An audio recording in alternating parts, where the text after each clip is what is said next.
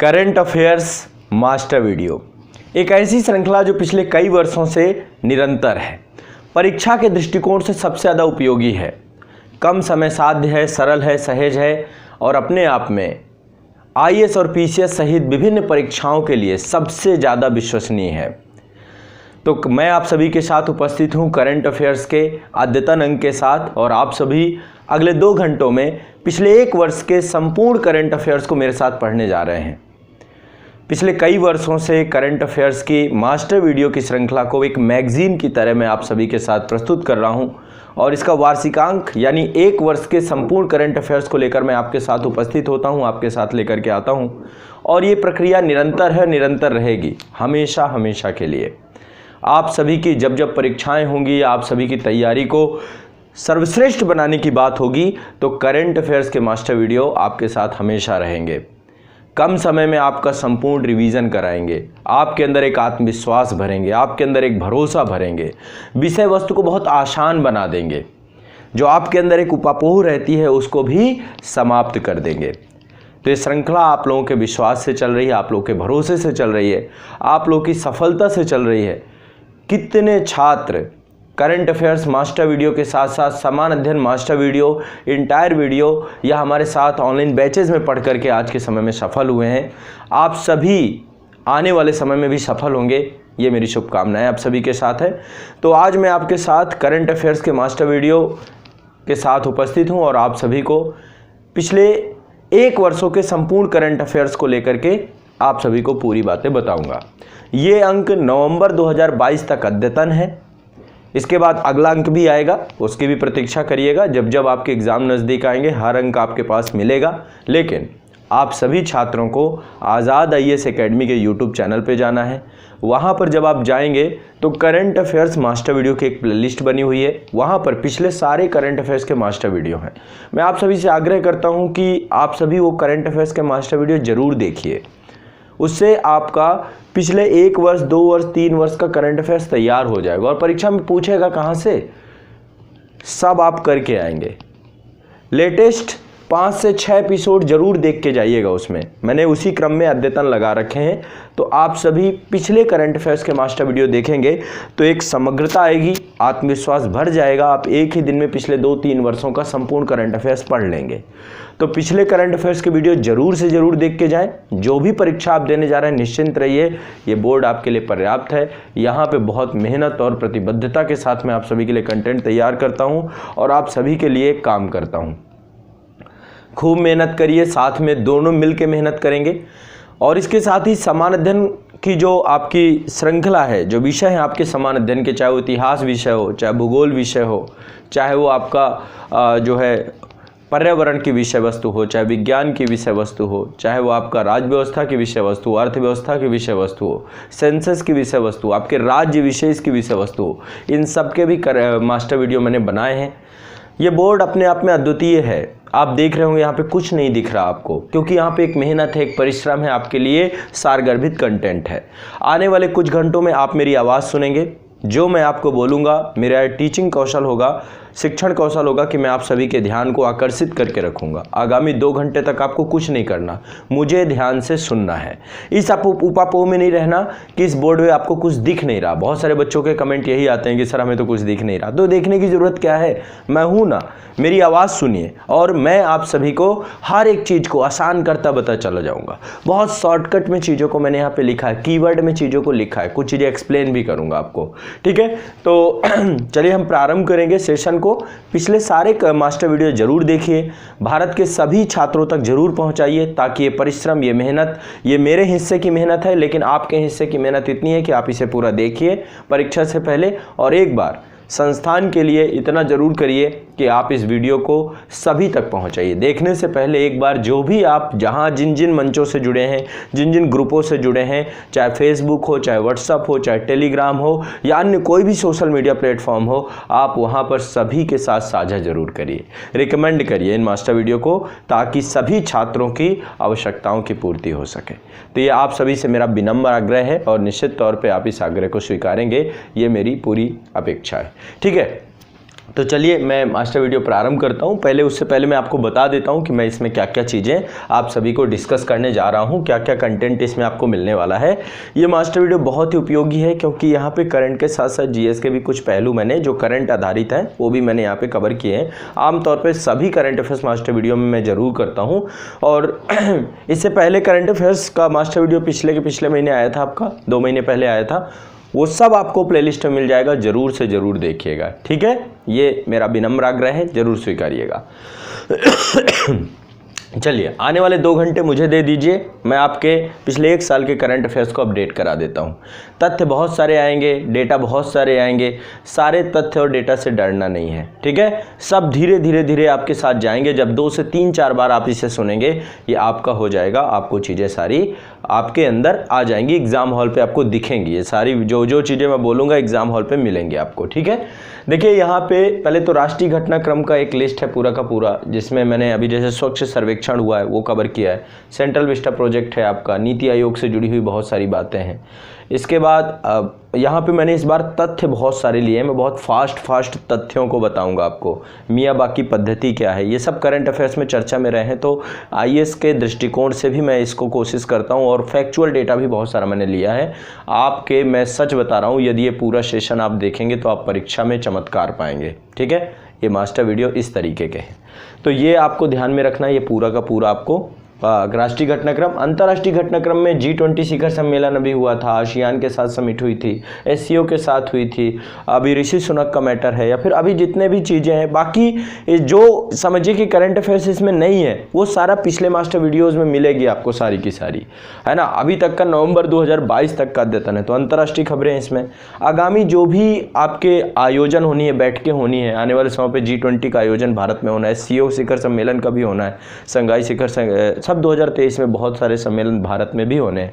तो आगामी शिखर सम्मेलन जितने भी हैं, कहाँ पे कौन से हो रहा है उनके बारे में देखेंगे। ट्विटर की बात करेंगे, टेस्ला ने अभी कवर किया इसको, एलन मस्क साहब ने। इसके बाद बहुत सारी सेंट्रल गवर्नमेंट की योजनाएं हैं, इसमें मैं पूरी योजनाएं कवर करने जा रहा हूँ, केंद्र सरकार की सारी। ठीक है, तो आप सभी पूरी योजनाएं जो अभी अद्यतन है, सरकारी योजनाओं का एक मास्टर वीडियो में पहले दे चुका हूं, और इसमें लगभग मैंने 50-60 योजनाएं और कवर की हैं। बहुत फास्ट रैपिड आपको एक सार दे के जाऊँगा योजनाओं का, तो परीक्षा में बहुत सारी योजनाएं पूछता है। हाल फिलहाल में इस गवर्नमेंट की योजनाएं मैं आपको बताऊँगा। इसके बाद मैंने इस बार डेटा लिया है इंडियन मिनरल ईयर बुक 2020 का, जो खान मंत्रालय ये वित्त वर्ष 2021 में प्रकाशित हुआ था, कि भारत में कौन से खनिज हैं, उनमें से कौन से राज्य उत्पादन के आधार पे, भंडारण के आधार पे, उसी हिसाब से विश्व में कौन से उत्पादन के आधार पे देश हैं या भंडारण के हिसाब से देश हैं, ये भी लिया है। सूचकांक जैसा कि मैं हमेशा लेता हूं, क्योंकि सूचकांक से 1-2 क्वेश्चन पूछे जाते हैं, तो सूचकांक की लिस्ट है जो अपडेटेड है, बाकी पिछले वीडियो में आपको मिल जाएंगे। अभी बहुत सारी अंतर्राष्ट्रीय और राष्ट्रीय नियुक्तियाँ हुई हैं, उन नियुक्तियों पर भी यहाँ पर चर्चा मैंने की है। पर्यावरण से जुड़े हुए बहुत सारे तथ्य मैंने आप लोगों के लिए इकट्ठा किए हैं। विज्ञान एवं प्रौद्योगिकी से बहुत सारे तथ्य मैंने इकट्ठा किए आप सभी के लिए। इसके बाद कुछ पुरस्कार हैं जो कि अपडेटेड हैं इस समय, कुछ खेल परिदृश्य से जुड़ी हुई चीज़ें हैं, और गवर्नमेंट की सारी स्कीम्स हैं। ठीक है, तो ये सारी चीज़ें आप इस मास्टर वीडियो में देखेंगे। जो चीज़ें बचेंगी वो अगले मास्टर वीडियो करंट अफेयर्स में आपको मिलेंगी, बचेगा कुछ नहीं। ये श्रृंखला अपने आप में संपूर्ण है, समग्र है, कुछ भी नहीं छूटेगा। सारे के सारे प्रश्न इसी श्रृंखला की देन आपको लगेंगे। ठीक है, बस आप ये देख के जाइए, ये बहुत सारगर्भित है, बहुत मेहनत का परिणाम है। अब मुझे आने वाले 2 घंटे आराम से सुनिए और अपने परीक्षा के लिए निश्चिंत हो जाइए करंट अफेयर्स की तरफ से। ठीक है, समान अध्ययन के लिए समान अध्ययन के वीडियो देखिए, वहाँ पे भी निश्चिंत हो जाइए। ठीक है, जल्दी मैं वीडियोस अद्यतन भी करने वाला हूँ, अपडेट भी करने वाला हूँ समान अध्ययन के, उसकी भी जल्दी आपको जानकारी मिलेगी, और नए वीडियोज़ भी आपको उपलब्ध होंगे मास्टर वीडियो के। ठीक है, और एक बार कमेंट सेक्शन में मेरी हौसला अफजाई जरूर करें इस मेहनत का, इसलिए ज़रूर कमेंट करके जाएँ, बताएँ कैसा आपको लगा, क्या चीज़ें आपको लगी, परीक्षा में किन परीक्षाओं में आप सफल हो चुके हैं इन मास्टर वीडियो से, या कौन सी परीक्षा आप दे रहे हैं। तो ये सारी चीज़ें आप करंट, और कैसा आपको इसका फीडबैक कि आपको कितने कम समय में मास्टर वीडियो से चीज़ें समझ में आ जाती हैं। वैसे आपके हज़ारों फीडबैक आते हैं, लेकिन मैं ज़रूर चाहता हूँ कि आप एक बार लिखिए, मैं एक कमेंट को पढ़ता हूँ। ठीक है, चलिए शुरू करते हैं। सबसे पहले हम आज शुरू करेंगे G20 शिखर सम्मेलन की। अभी हाल ही में G20 शिखर सम्मेलन हुआ है। अगले साल का G20 शिखर सम्मेलन जो है भारत में होना है। तो एक बड़ी महत्वपूर्ण चर्चा बन जाती है कि अभी G20 शिखर सम्मेलन, ये 17वां शिखर सम्मेलन था। हर साल वार्षिक शिखर सम्मेलन होता है G20 का, तो ये आपको ध्यान में रखना है। और देखिए, जब बात करते हैं हम लोग G20 की, तो G20 का जो जन्म हुआ है वो एक तरीके से समझिए कि वैश्विक अर्थव्यवस्थाएं जितनी भी हैं, है ना, जितनी भी वैश्विक बड़ी अर्थव्यवस्थाएं हैं, विकसित भी देश हैं और विकासशील देश है, अमेरिका जैसे देश भी इसमें सम्मिलित है, अमेरिका है, रूस है, मैं अभी सारे के सारे देश बता दूंगा कौन कौन से, यूरोपीय यूनियन है इसमें। तो आपका जो है इसका जन्म हुआ है 1999, मतलब इसका जो गठन हुआ है, बनाया गया है 1999 में, वो 1999 में बनाया गया है आपका ये, ठीक है। तो G20 शिखर सम्मेलन की बैठक अभी हुई है, 17वीं वार्षिक शिखर सम्मेलन की बैठक थी और इसकी मेज़बानी की है इंडोनेशिया ने। आपको पता है इंडोनेशिया जो है अंडमान निकोबार से जस्ट नीचे ही है, वहाँ पे ग्रेट पास है, उससे अलग होता है। वहाँ पे कई सारे द्वीप हैं, हज़ारों के हज़ारों संख्या में द्वीप हैं आपके, सुमात्रा, बाली, जावा। भारत के लोग बहुत सारी संख्या में जाते हैं। तो एक बड़ी कंट्री है, जनसंख्या के आधार पे भी बड़ी कंट्री है। तो आपका हाल ही में G20 17वां वार्षिक शिखर सम्मेलन की मेजबानी जो है इंडोनेशिया ने की है। अध्यक्षता बाली में हुआ है इसका, और इसका जो थीम था रिकवर टुगेदर रिकवर स्ट्रॉन्गर के विषय के तहत आयोजित हुई है। अभी वर्तमान में विश्व में बहुत सारी चुनौतियां हैं, जैसे वैश्विक आर्थिक मंदी का दौर चल रहा है, बड़े स्तर पे रोजगार खत्म हो रहे हैं, है ना, एक बड़ा चैलेंज है ये पूरे विश्व में। अभी समय देख रहे हैं भू राजनीतिक तौर पे एक तनाव सा बना हुआ है, चाहे रशिया यूक्रेन का मैटर हो या विभिन्न देशों के बीच में तनाव की खबरें आ रही हैं, चीन का ताइवान के साथ हो गया, है ना। तो अल्टीमेट बहुत सारी इस तरीके की भी चीज़ें चल रही हैं। तो इस समय बहुत इम्पॉर्टेंट है, एक तो इकोनॉमी पूरी तरीके से ध्वस्त पड़ी है सभी देशों की, तो क्या क्या चीज़ें इसमें दृढ़ संकल्पित किया गया, क्या क्या बातें कही गई, किन किन क्षेत्रों को लेकर चर्चा हुई, ये भी आपको जानना जरूरी होता है। कई बार यूपीएससी में तो पूछते हैं, ये सीधे सीधे क्वेश्चन बन जाता है। तो इंडोनेशिया में हुआ, ये ध्यान रखिएगा, फैक्चुअल पूछेगा तो। इसके बाद 18वां शिखर सम्मेलन 2023 में भारत में आयोजित होगा। अभी भारत सरकार ने इसका लोगो भी जारी कर दिया, वसुधैव कुटुंबकम, और ये पूरे विश्व को दिखाता भी, इसके बारे में चर्चा करेंगे। तो भारत की विदेश नीति को परिलक्षित करता है योगो, और भारत के लिए बहुत बड़ी बात है कि वर्ल्ड लीडर यहाँ पे आएंगे, नई दिल्ली में आयोजित होना है। तो 18वां शिखर सम्मेलन आपका 2023 में होगा, भारत में आयोजित होगा। शिखर सम्मेलन में सदस्य देशों में के द्वारा रूस यूक्रेन जो युद्ध चल रहा है उसमें रूस की आक्रामकता जो लगातार देखने को मिल रहा है। अभी आपको पता होगा कि रूस ने कई सारे क्षेत्रों को अपना घोषित कर दिया है, चाहे वो खेरसान का क्षेत्र हो, जेपोरेजिया का क्षेत्र हो, या लुहांस और डोनेटस्क का क्षेत्र, या जो डोनबास एरिया था वो अलग मैटर है। तो वो 4 क्षेत्रों को अपने क्षेत्र के अंतर्गत भी घोषित कर चुका है। तो आक्रामकता की नीति का क्या किया गया है, यहाँ पे कड़े शब्दों में निंदा की गई है, और ये कहा गया है कि इस युद्ध को बिना शर्त वापस लेने की मांग की गई है। लेकिन आप ये समझिए कि जितने भी देश हैं यहाँ पे, सबकी जो अपनी खुद की अंतर्राष्ट्रीय कूटनीति होती है, अपना अपना स्टैंड होता है, वो दृष्टिकोण अलग अलग तरीके से उस युद्ध को देखने का हो सकता है। आप खुद सोचिए, जो नाटो सदस्य देश हैं, जैसे इसमें अमेरिका है या ब्रिटेन है, वो निश्चित तौर पर निंदा ही करेंगे। लेकिन रशिया आज वर्तमान में जिस कंडीशन में है, जिस भू सामरिक स्थिति में अवस्थित है, जिस तरीके से लगातार नाटो कंट्री उसके ऊपर जो है प्रयास कर रहे हैं उसको, तो यूक्रेन को एक माध्यम बना लिया गया है। और नाटो निश्चित तौर पे अब अप्रासंगिक हो जाना चाहिए था पूरी तरीके से, क्योंकि 1991 में यूएसएसआर खत्म हो गया, और ऐसे में नाटो का जन्म क्यों एक ऐसा सैन्य गठबंधन रहे। हमारी विदेश नीति तो इसको स्वीकारती नहीं, हम तो गठबंधनों को स्वीकारते ही नहीं है, खासकर जो सैन्य तौर पर या साम्राज्यवादी दृष्टिकोण से बने होते हैं। तो नाटो का कॉन्सेप्ट सामूहिक सुरक्षा पर आधारित है, और निश्चित तौर पर यह वैश्विक तनाव के लिए एक बहुत बड़ा कारक है। संयुक्त राष्ट्र संघ में तो बाकायदा एक प्रपोजल ला करके इसको अप्रासंगिक करार दिया जाना चाहिए, जो कि बहुत कठिन है, क्योंकि यहाँ पे वो सारे देश हैं जो यूनाइटेड नेशन सिक्योरिटी काउंसिल के सदस्य हैं। क्यों ऐसी चीज़ों को वो ख़त्म करेंगे। तो एक सामूहिक सुरक्षा पर जुड़ा हुआ ये एक संगठन वैश्विक अस्थिरता का बहुत बड़ा कारण बन चुका है। अभी तृतीय विश्व युद्ध का संकट भी मंडरा रहा है, परमाणु युद्ध का संकट भी मंडरा रहा है पूरे विश्व में। इसलिए G20 देश के सदस्य देशों ने रूस और यूक्रेन के बीच में युद्ध को रोकने की बात कही है। है इस बीच में, ठीक है। तो एक ये ध्यान रखिएगा। साथ ही देखो रूस यूक्रेन के साथ ही खाद्य सुरक्षा एक बड़ा मैटर बना हुआ है। वैश्विक अर्थव्यवस्था में बहुत सारी समस्याएं हैं। वैश्विक अर्थव्यवस्था में आर्थिक मंदी है, इन्फ्लेशन का मैटर है, मुद्रास्फीति बहुत तेजी से बढ़ रही है ना, तो आर्थिक मंदी, बढ़ते हुए भू राजनीतिक मतभेद बढ़ रहे हैं। इन मुद्दों पर व्यापक चर्चा की गई है, ठीक है। और साथ ही कोविड के बाद जो अर्थव्यवस्था में स्थिरता आई है उसके सुधार की दिशा में भी प्रयास किया गया है, तो ये भी आपको ध्यान रखना है। इसके बाद G20 के बारे में मैं बता देता हूँ। G20 का गठन हुआ था 1999 के दशक के अंत में हुआ था, जब उस समय भी पूरे वैश्विक संकट चल रहा था, उस पृष्ठभूमि में इसका किया गया था। और जब ये वैश्विक संकट 1999 के दशक में था, इसमें जो आसियान कंट्रीज़ हैं, दक्षिण पूर्वी एशिया है, भारत तो 1991 में आपको पता है बैलेंस ऑफ पेमेंट की समस्या थी। 1998 में हमने परमाणु जो है न्यूक्लियर टेस्ट किया था, उसके बाद बहुत सारे बैन लगे हुए थे, तो एक अस्थिरता का माहौल बना हुआ था। और दक्षिण एशिया, पूर्वी एशिया और दक्षिण पूर्वी एशिया को इसने बहुत प्रभावित किया था। उसी दौरान पे विकसित अर्थव्यवस्थाओं के द्वारा, विकासशील अर्थव्यवस्थाओं के द्वारा G20 एक गठन किया गया था। इसका उद्देश्य क्या है? जो मध्यम आय वाले देश हैं उनको इसमें शामिल करना, उनकी वैश्विक वित्तीय स्थिरता को सुरक्षित करना, और साथ ही G20 की जो आबादी है, पूरे विश्व की लगभग 60% आबादी G20 देशों में रहती है। तो आप समझ सकते हैं इस संगठन का महत्व। और पूरी वैश्विक GDP का 80% जो है आपका जो है G20 देशों के पास है। तो वैश्विक व्यापार का लगभग 75% वैश्विक व्यापार का भी इसमें सम्मिलित है। तो ये 19 देश प्लस यूरोपीय यूनियन मिल करके एक बहुत बड़ी अर्थव्यवस्था बनाते हैं, बहुत बड़ी जनसंख्या बनाते हैं, बहुत बड़ा जो है आपका जो ट्रेड है, इंटरनेशनल ट्रेड है, उस पर इनका बहुत बड़ा जो है इसमें। तो यहाँ पे डेटा याद रखिएगा, वैश्विक GDP का 80%, दुनिया का लगभग 60% आबादी, और साथ ही वैश्विक व्यापार में 75% शामिल है। इसमें टोटल देश कौन कौन से? एक तो देखिए अर्जेंटीना है, दक्षिणी अमेरिका का देश है। अर्जेंटीना हो गया, ऑस्ट्रेलिया हो गया, ब्राजील हो गया, कनाडा हो गया, चीन हो गया, यूरोपीय यूनियन हो गया, फ्रांस हो गया, जर्मनी हो गया, भारत हो गया, इंडोनेशिया हो गया, इटली हो गया, जापान हो गया, मेक्सिको हो गया, रूस हो गया, सऊदी अरब हो गया, दक्षिणी अफ्रीका हो गया, कोरिया गणराज्य हो गया, तुर्की हो गया, यूनाइटेड किंगडम और संयुक्त राष्ट्र अमेरिका, ठीक है। तो 19 देश और यूरोपीय यूनियन मिलकर 20 बन जाते हैं। ये ध्यान है, यूरोपीय यूनियन को एक यूनिट, एक इकोनॉमी के तौर पर हम उसे इंडिकेट करते हैं। तो ये टोटल आपके देश सम्मिलित है इसमें।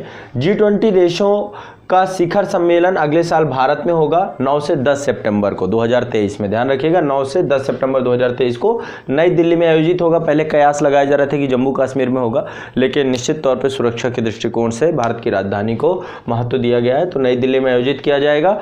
और अभी हमारे प्रधानमंत्री जी ने जो है इसका लोगो जारी किया है, थीम जारी किया है, वेबसाइट भी जारी की है, और इस लोगो में वसुधैव कुटुंबकम का जो मंत्र है उसको दिखाया गया है। और प्रधानमंत्री जी ने कहा भी है कि वसुधैव कुटुंबकम के मंत्र के जरिए विश्व बंधुत्व की जिस भावना को हम जीते आए हैं उसका विचार G20 के लोगो और थीम में दिखाई देता है।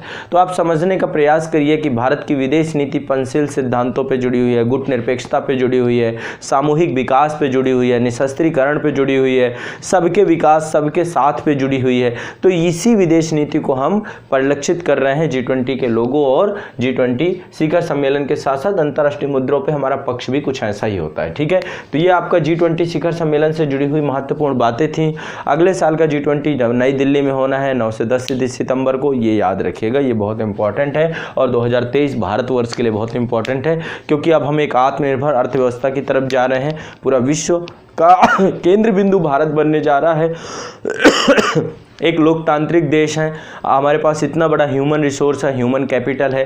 तो निश्चित तौर पे अब ये शिखर सम्मेलन भारत में होना भारत के महत्व को दर्शाता है। हमारे आने वाले समय में हमारी इकोनॉमी से लेकर के 5 ट्रिलियन अर्थव्यवस्था का जो हमारा कॉन्सेप्ट है उन सब के लिए बहुत प्रभावी भूमिका निभाएगा, ठीक है। तो ये एक बहुत महत्वपूर्ण चीज़ है। और अंतर्राष्ट्रीय स्तर पर भारत जिस तरीके से आज अपनी छवि बना चुका है, हर मैटर पर भारत जिस तरीके से हर मैटर को बहुत आसानी से सुलझाने का प्रयास कर रहा है, एक मानवीय चेहरा देखा गया है भारत का हर जगह पे, उन सब के द्वारा भारत के अंतर्राष्ट्रीय महत्व को प्रदर्शित करने का प्रयास किया है, ठीक है। चलिए आगे बढ़ते हैं। आसियान में अभी आसियान का 19वां आसियान शिखर सम्मेलन हुआ था, उसमें हमारे भारत के उपराष्ट्रपति जगदीप धनखड़ जी हैं जो अभी हाल ही में निर्वाचित हुए हैं, तो वो सम्मिलित हुए थे। ये आपका जो हुआ है 19वां आसियान शिखर सम्मेलन, ये नोम पेन्ह में हुआ है। ये कंबोडिया की राजधानी है नोम पेन्ह, कंबोडिया में 19वां आसियान शिखर सम्मेलन हुआ है। आसियान की स्थापना 1967 में हुई थी, 1967 में बैंकॉक में, और ये भी एक तरीके से देखा जाए जब शुरुआत में बना था बैंकॉक घोषणा के द्वारा, तो ये भी सामूहिक सुरक्षा पे, क्योंकि ये क्षेत्र ऐसा था जहाँ पे बहुत सारी साम्राज्यवादी शक्तियाँ थी। यहाँ पे डच भी थे, पुर्तगीज भी थे, फ्रांस भी थे, अंग्रेज भी थे, बहुत सारे लोगों ने मिलकर के यहाँ पे जो छोटे छोटे देश हैं यहाँ पे शोषण किया। यहाँ पे साम्राज्यवादी शक्ति, जापान भी काफ़ी लंबे समय तक कई देशों में आया और विश्व युद्धों में ये देश परेशान हुए, वियतनाम युद्ध चला। तो ऐसे में इन देशों ने सामूहिक सुरक्षा को ध्यान में रखते हुए पहले इसको बनाया था, लेकिन कालांतर में वर्तमान में अब ये वैश्विक रणनीतिक के भागीदारी के तौर पे है। इकोनॉमी, ट्रेड को लेकर के विभिन्न पक्षों को लेकर बहुत इंपॉर्टेंट है 10 कंट्री। तो इसमें 10 कंट्री हैं आसियान में। भारत के लिए बहुत महत्वपूर्ण है ये क्षेत्र। जब से सार्क अप्रासंगिक हुआ है तो आसियान और बिम्स्टेक भारत की इकोनॉमी के लिए सबसे बड़े, एक तरीके से कह सकते हैं, संजीवनी बने हैं। और भारत की स्थिरता के लिए, भारत के महत्व को व्यापक बनाने के लिए भी इन दोनों संगठनों को भारत को साथ में लेकर के चलना होगा, और हम चल भी रहे हैं। ठीक है, एक ईस्ट पॉलिसी हमने चालू किया ना, तो अभी हमारे उपराष्ट्रपति जी सम्मिलित हुए थे इसमें, और 1967 में बैंकॉक थाईलैंड में आसियान के संस्थापकों के द्वारा आसियान घोषणा या बैंकॉक घोषणा पर हस्ताक्षर करके इसकी स्थापना की गई थी। टोटल 10 मेंबर हैं इसमें, सब आप जानते हैं, थाईलैंड है, कंबोडिया है, लाओस है, इंडोनेशिया है, वियतनाम है, ब्रुनेई है ना, ये कई सारी कंट्रीज़ हैं, लगभग आप नाम, फिलीपींस है। ठीक है, तो भारत प्राचीन काल से ही भारत और दक्षिण पूर्व एशिया के बीच जो हमारे गहरे सांस्कृतिक, आर्थिक और सभ्यतागत संबंध हैं उनकी सराहना हम करते हैं, और भारत आसियान संबंधों को हम एक ईस्ट पॉलिसी के तौर पर देखते हैं। लुक ईस्ट पॉलिसी को बाद में अभी प्रधानमंत्री जी ने द्वारा एक ईस्ट पॉलिसी के तौर पर इसको केंद्रीय स्तंभ बनाया था। ठीक है, तो ये भी आपको ध्यान में रखना है। और भारत ने इस पूरे शिखर सम्मेलन में भारत और इंडो पैसिफिक क्षेत्र में आसियान की केंद्रीयता के प्रति अपना समर्थन दोहराया। चीन का जिस तरीके से प्रभाव बढ़ रहा है, चीन जिस तरीके से यहाँ पे एक कट्टर रवैया अपना रहा है, वैसे में भारत जो है इनके साथ अपना के आसियान की केंद्रीयता के प्रति अपना समर्थन दोहराया। साथ ही आसियान और भारत के मौजूदा जो भी हमारी राजनीतिक साझेदारी है, हम उसे व्यापक साझेदारी में बदलने जा रहे हैं। स्ट्रेटजिक जो हमारी पार्टनरशिप है उसको कम्प्रिहेंसिव पार्टनरशिप में बदलने जा रहे हैं, जिसके तहत भारत जो है विभिन्न गतिविधियों को जुड़ जाएगा। एक तो समुद्री गतिविधियाँ, आतंकवाद से मुकाबला, साइबर सुरक्षा, डिजिटल इकोनॉमी, पर्यावरण, विज्ञान एवं प्रौद्योगिकी, पर्यटन। आपको पता है कि अब धीरे धीरे जिस तरीके की कंडीशंस बन रही हैं, अंतर्राष्ट्रीय स्तर पर एक नई प्रकार की अर्थव्यवस्था का उभार आ चुका है, वैश्वीकरण ने नया रूप ले रखा है, पूंजीवाद भी अपने आप में लगातार एक नए प्रकार से उभर रहा है, साइबर चुनौतियां हो रही हैं, डिजिटल वर्ल्ड का जन्म हो रहा है। तो ऐसे में हमें जरूरी है कि हमारी जो सीमाएं हैं वो तो सुरक्षित ही रहें, लेकिन साथ साथ अब स्ट्रेटेजिक पार्टनरशिप के साथ साथ कम्प्रिहेंसिव पार्टनरशिप से हम विभिन्न समस्याओं से साथ में मिलकर लड़ पाएंगे। तो ये इसको लेकर के भी प्रतिबद्धता दोहराई गई है, एक संयुक्त बयान जारी हुआ है। ठीक है, और इसके साथ ही भारत की व्यापक रणनीति की दिशा में आगे बढ़ने का प्रयास करेंगे। तो विभिन्न क्षेत्रों में आसियान भारत सहयोग बढ़ाने की प्रतिबद्धता दोहराई गई है। ये ध्यान रखना है, बेसिक चीजें हैं। हर एक कंट्री जब भी कोई भी हमारे राष्ट्राध्यक्ष जाते हैं तो निश्चित तौर पे वहाँ पे रक्षा के क्षेत्र में, ऊर्जा के क्षेत्र में जो वर्तमान जरूरतें हैं, आज डिफेंस एक बहुत बड़ी प्रॉब्लम है। आप देखते हैं भारत में इंटरनल सिक्योरिटी कितनी चैलेंजिंग है, या फिर हमारा जो सीमा प्रबंधन है वो भी बड़ा चैलेंजिंग है। पाकिस्तान का सिर्फ एक ही मोटिव है भारत के प्रति, और अपनी कंट्री को तबाह कर लिया, अपने नागरिकों को तबाह कर लिया। तो ऐसे में हमें चाहिए कि हम भारतवर्ष को बेहतर बनाने की दिशा में इन सभी देशों के साथ मिलकर के एक व्यापक कार्य करें, व्यापक एक रणनीतिक तौर पे जुड़ करके अपने आप को मजबूत बनाए, सशक्त बनाए। इस दिशा में भारत को प्रयास करना चाहिए। ठीक है, चलिए, तो ये आसियान के साथ हमारे संबंध हो गए।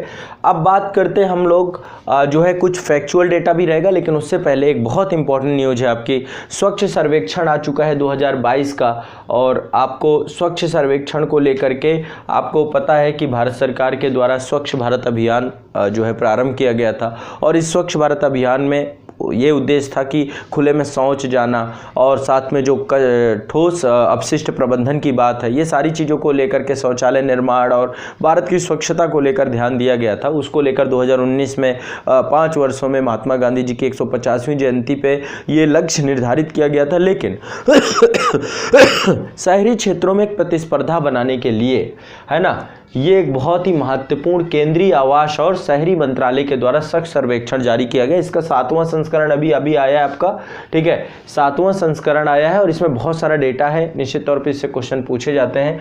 अभी 1 अक्टूबर 2022 को स्वच्छ सर्वेक्षण के रिजल्ट आए थे, 7वें संस्करण के परिणाम आए थे। इसकी घोषणा हमारी महामहिम राष्ट्रपति जी द्रौपदी मुर्मू जी के द्वारा किया गया था। तो राष्ट्रपति द्रौपदी मुर्मू जी के द्वारा जो है इसकी घोषणा की गई थी और विश्व का सबसे बड़ा सर्वेक्षण है ये, स्वच्छ सर्वेक्षण है। जारीकर्ता केंद्रीय आवास और शहरी मंत्रालय है। इसमें जनसंख्या के आधार पर शहरों का वर्गीकरण किया गया था। 10 लाख से ऊपर की आबादी वाले शहर, 1 से 10 लाख की आबादी वाले शहर, 1 लाख से नीचे की आबादी वाले शहर, इस तरीके से अलग अलग कैटेगरी में रैंकिंग प्रदान की गई। तो 10 लाख से अधिक आबादी वाले शहरों में आपका फिर से इंदौर 6वीं बार पहली रैंक पे रहा, ठीक है। ये एक अपने आप में बहुत बड़ी उपलब्धि है इंदौर की, अपने आप को मेंटेन करके, और ये क्रेडिट जाता है इंदौर के लोगों का, वहाँ के नागरिकों का, और वहाँ पे जो संस्थाएं हैं, नगर निगम है, जो वहाँ पे डेवलपमेंट अथॉरिटी है, इन सब को जाता है, साझा सहयोग को जाता है। और यही होता है, देखो हमारे देश में हर एक शहर बहुत स्वच्छ बन जाए, क्योंकि यदि हमें महत्व पता चल जाए कि स्वच्छता से हमारा संपूर्ण विकास होगा, है ना। लोग जाते हैं घर के अंदर तो हम स्वच्छता रखेंगे, लेकिन बाहर की गली को लेकर के, पार्कों को लेकर के, या फिर जो हमारे सार्वजनिक क्षेत्र हैं उन सब पे हम बड़े ही कैजुअल हो जाते हैं। हमें लगता है अच्छा कूड़ा पड़ा है तो है, मैं भी थोड़ा डाल देता हूँ तो क्या दिक्कत है। यदि हम अपने ज़मीन के नीचे का, अपने पैरों के नीचे का थोड़ा थोड़ा कूड़ा भी उठाने लग जाए ना, तो आप सोचिए पूरा भारत साफ हो जाए। इतनी आबादी है, यदि हम अपने पैरों के नीचे का, जहाँ पे हम खड़े हैं, उतना ही कूड़ा आपने साफ कर लिया तो समझिए देश स्वच्छ हो जाएगा। तो ये एक दृष्टिकोण की बात है और इंदौर के लोगों ने पूरे भारत को दिखाने का प्रयास किया है कि कैसे लगातार 7 स्टार रैंकिंग मिली है इसको। एकमात्र भारत का जो है शहर है ये जिसको 7 स्टार रैंकिंग है, बाकी को 5 स्टार है। तो आप समझ सकते हैं कि किस स्तर की यहाँ पे स्वच्छता, और लगातार ये प्रयास कर रहे हैं और बेहतर बनने की दिशा में, ठीक है। तो ये एक बहुत ही सराहनीय है और बहुत ज़्यादा पूरे देश को जो है इस पे इंदौर को कांग्रेट्स करना चाहिए, सीखना चाहिए, और इंदौर के लोगों को जो है धन्यवाद करना चाहिए, ताकि जिस तरीके की उन्होंने स्वच्छता के क्षेत्र में एक मुहिम चलाई है, ये अपने आप में बहुत ही प्रेरणादायक है और अंतर्राष्ट्रीय स्तर पे इसको प्रमोट करना चाहिए। ये भारत सरकार का काम होना चाहिए, ठीक है। तो जनसंख्या के आधार पर शहरों का वर्गीकरण रैंकिंग जारी की गई है। ये 7वां संस्करण था, जैसे मैंने आपको बताया। राष्ट्रीय स्तर पर 10 लाख से अधिक जनसंख्या आबादी पर शीर्ष 5 स्वच्छ शहर में बताऊंगा। 5 शहर जो 10 लाख से ज़्यादा आबादी वाले हैं। नंबर 1 में आपका इंदौर था, 6वीं बार आपका लगातार रहा है। पहले वाले मैसूर था नंबर 1, लेकिन अब मैसूर आपका काफ़ी पीछे हो गया है।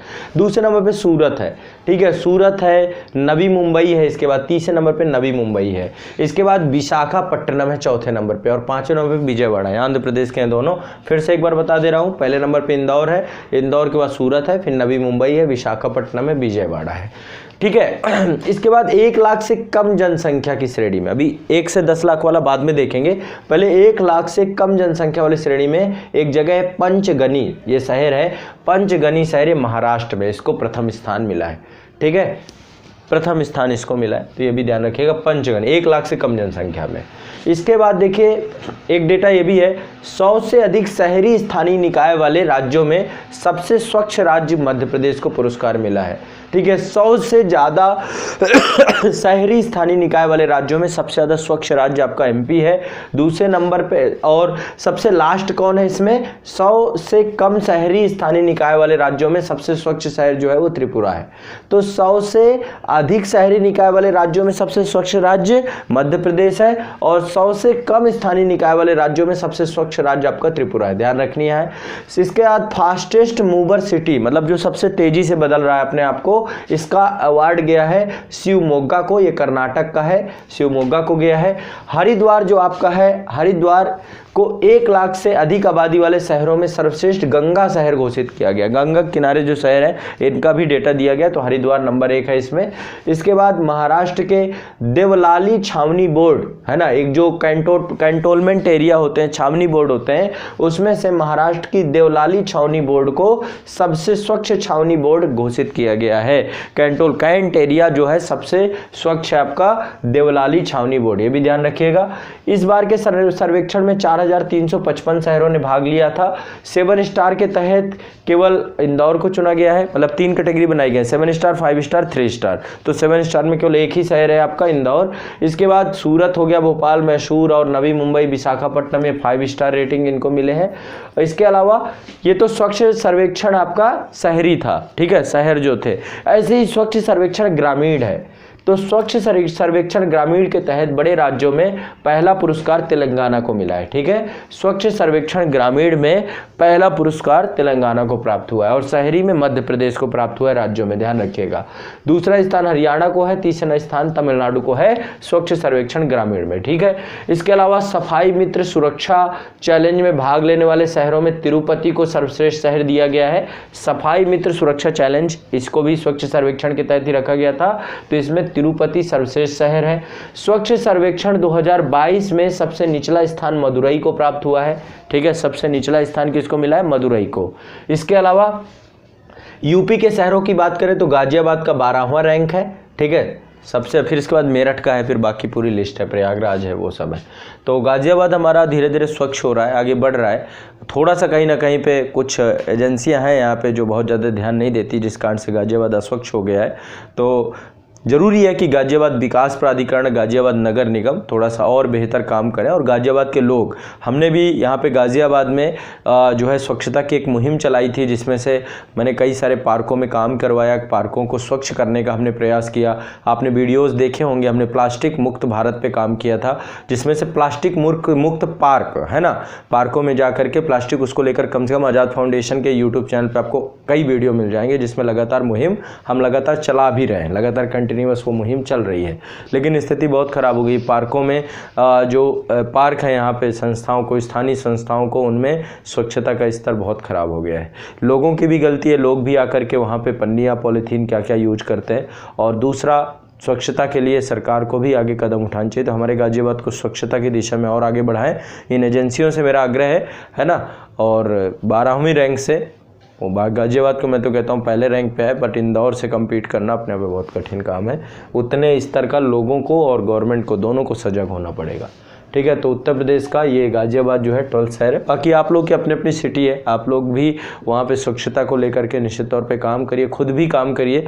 बाकी अभी तो स्टूडेंट हैं, आप खूब मेहनत करिए, पढ़ाई करिए और खुद अपने हिस्से की सफाई तो ज़रूर करिए, बहुत ज़रूरी, ठीक है। तो ये 2 कैटेगरी मैंने बताई। 10 लाख से ऊपर में इंदौर हो गया, 1 लाख से ऊपर में आपका पंचगनी हो गया। अब 1 से 10 लाख की आबादी पर 5 शीर्ष शहर है। तिरुपति नंबर 1 है, फिर मैसूर है, फिर नई दिल्ली है, फिर अंबिकापुर है, फिर नोएडा है। फिर से देखिएगा, 10 लाख से ऊपर आबादी में इंदौर नंबर 1, दूसरे नंबर पे सूरत था आपका, ठीक है, फिर नवी मुंबई था, फिर विशाखापट्टनम, फिर विजयवाड़ा। 1 से 10 लाख की आबादी पर आपके तिरुपति, मैसूर, नई दिल्ली, अंबिकापुर और नोएडा, ठीक है। अंबिकापुर ये आपका पड़ता है छत्तीसगढ़ में, ध्यान रखिएगा इस बात को।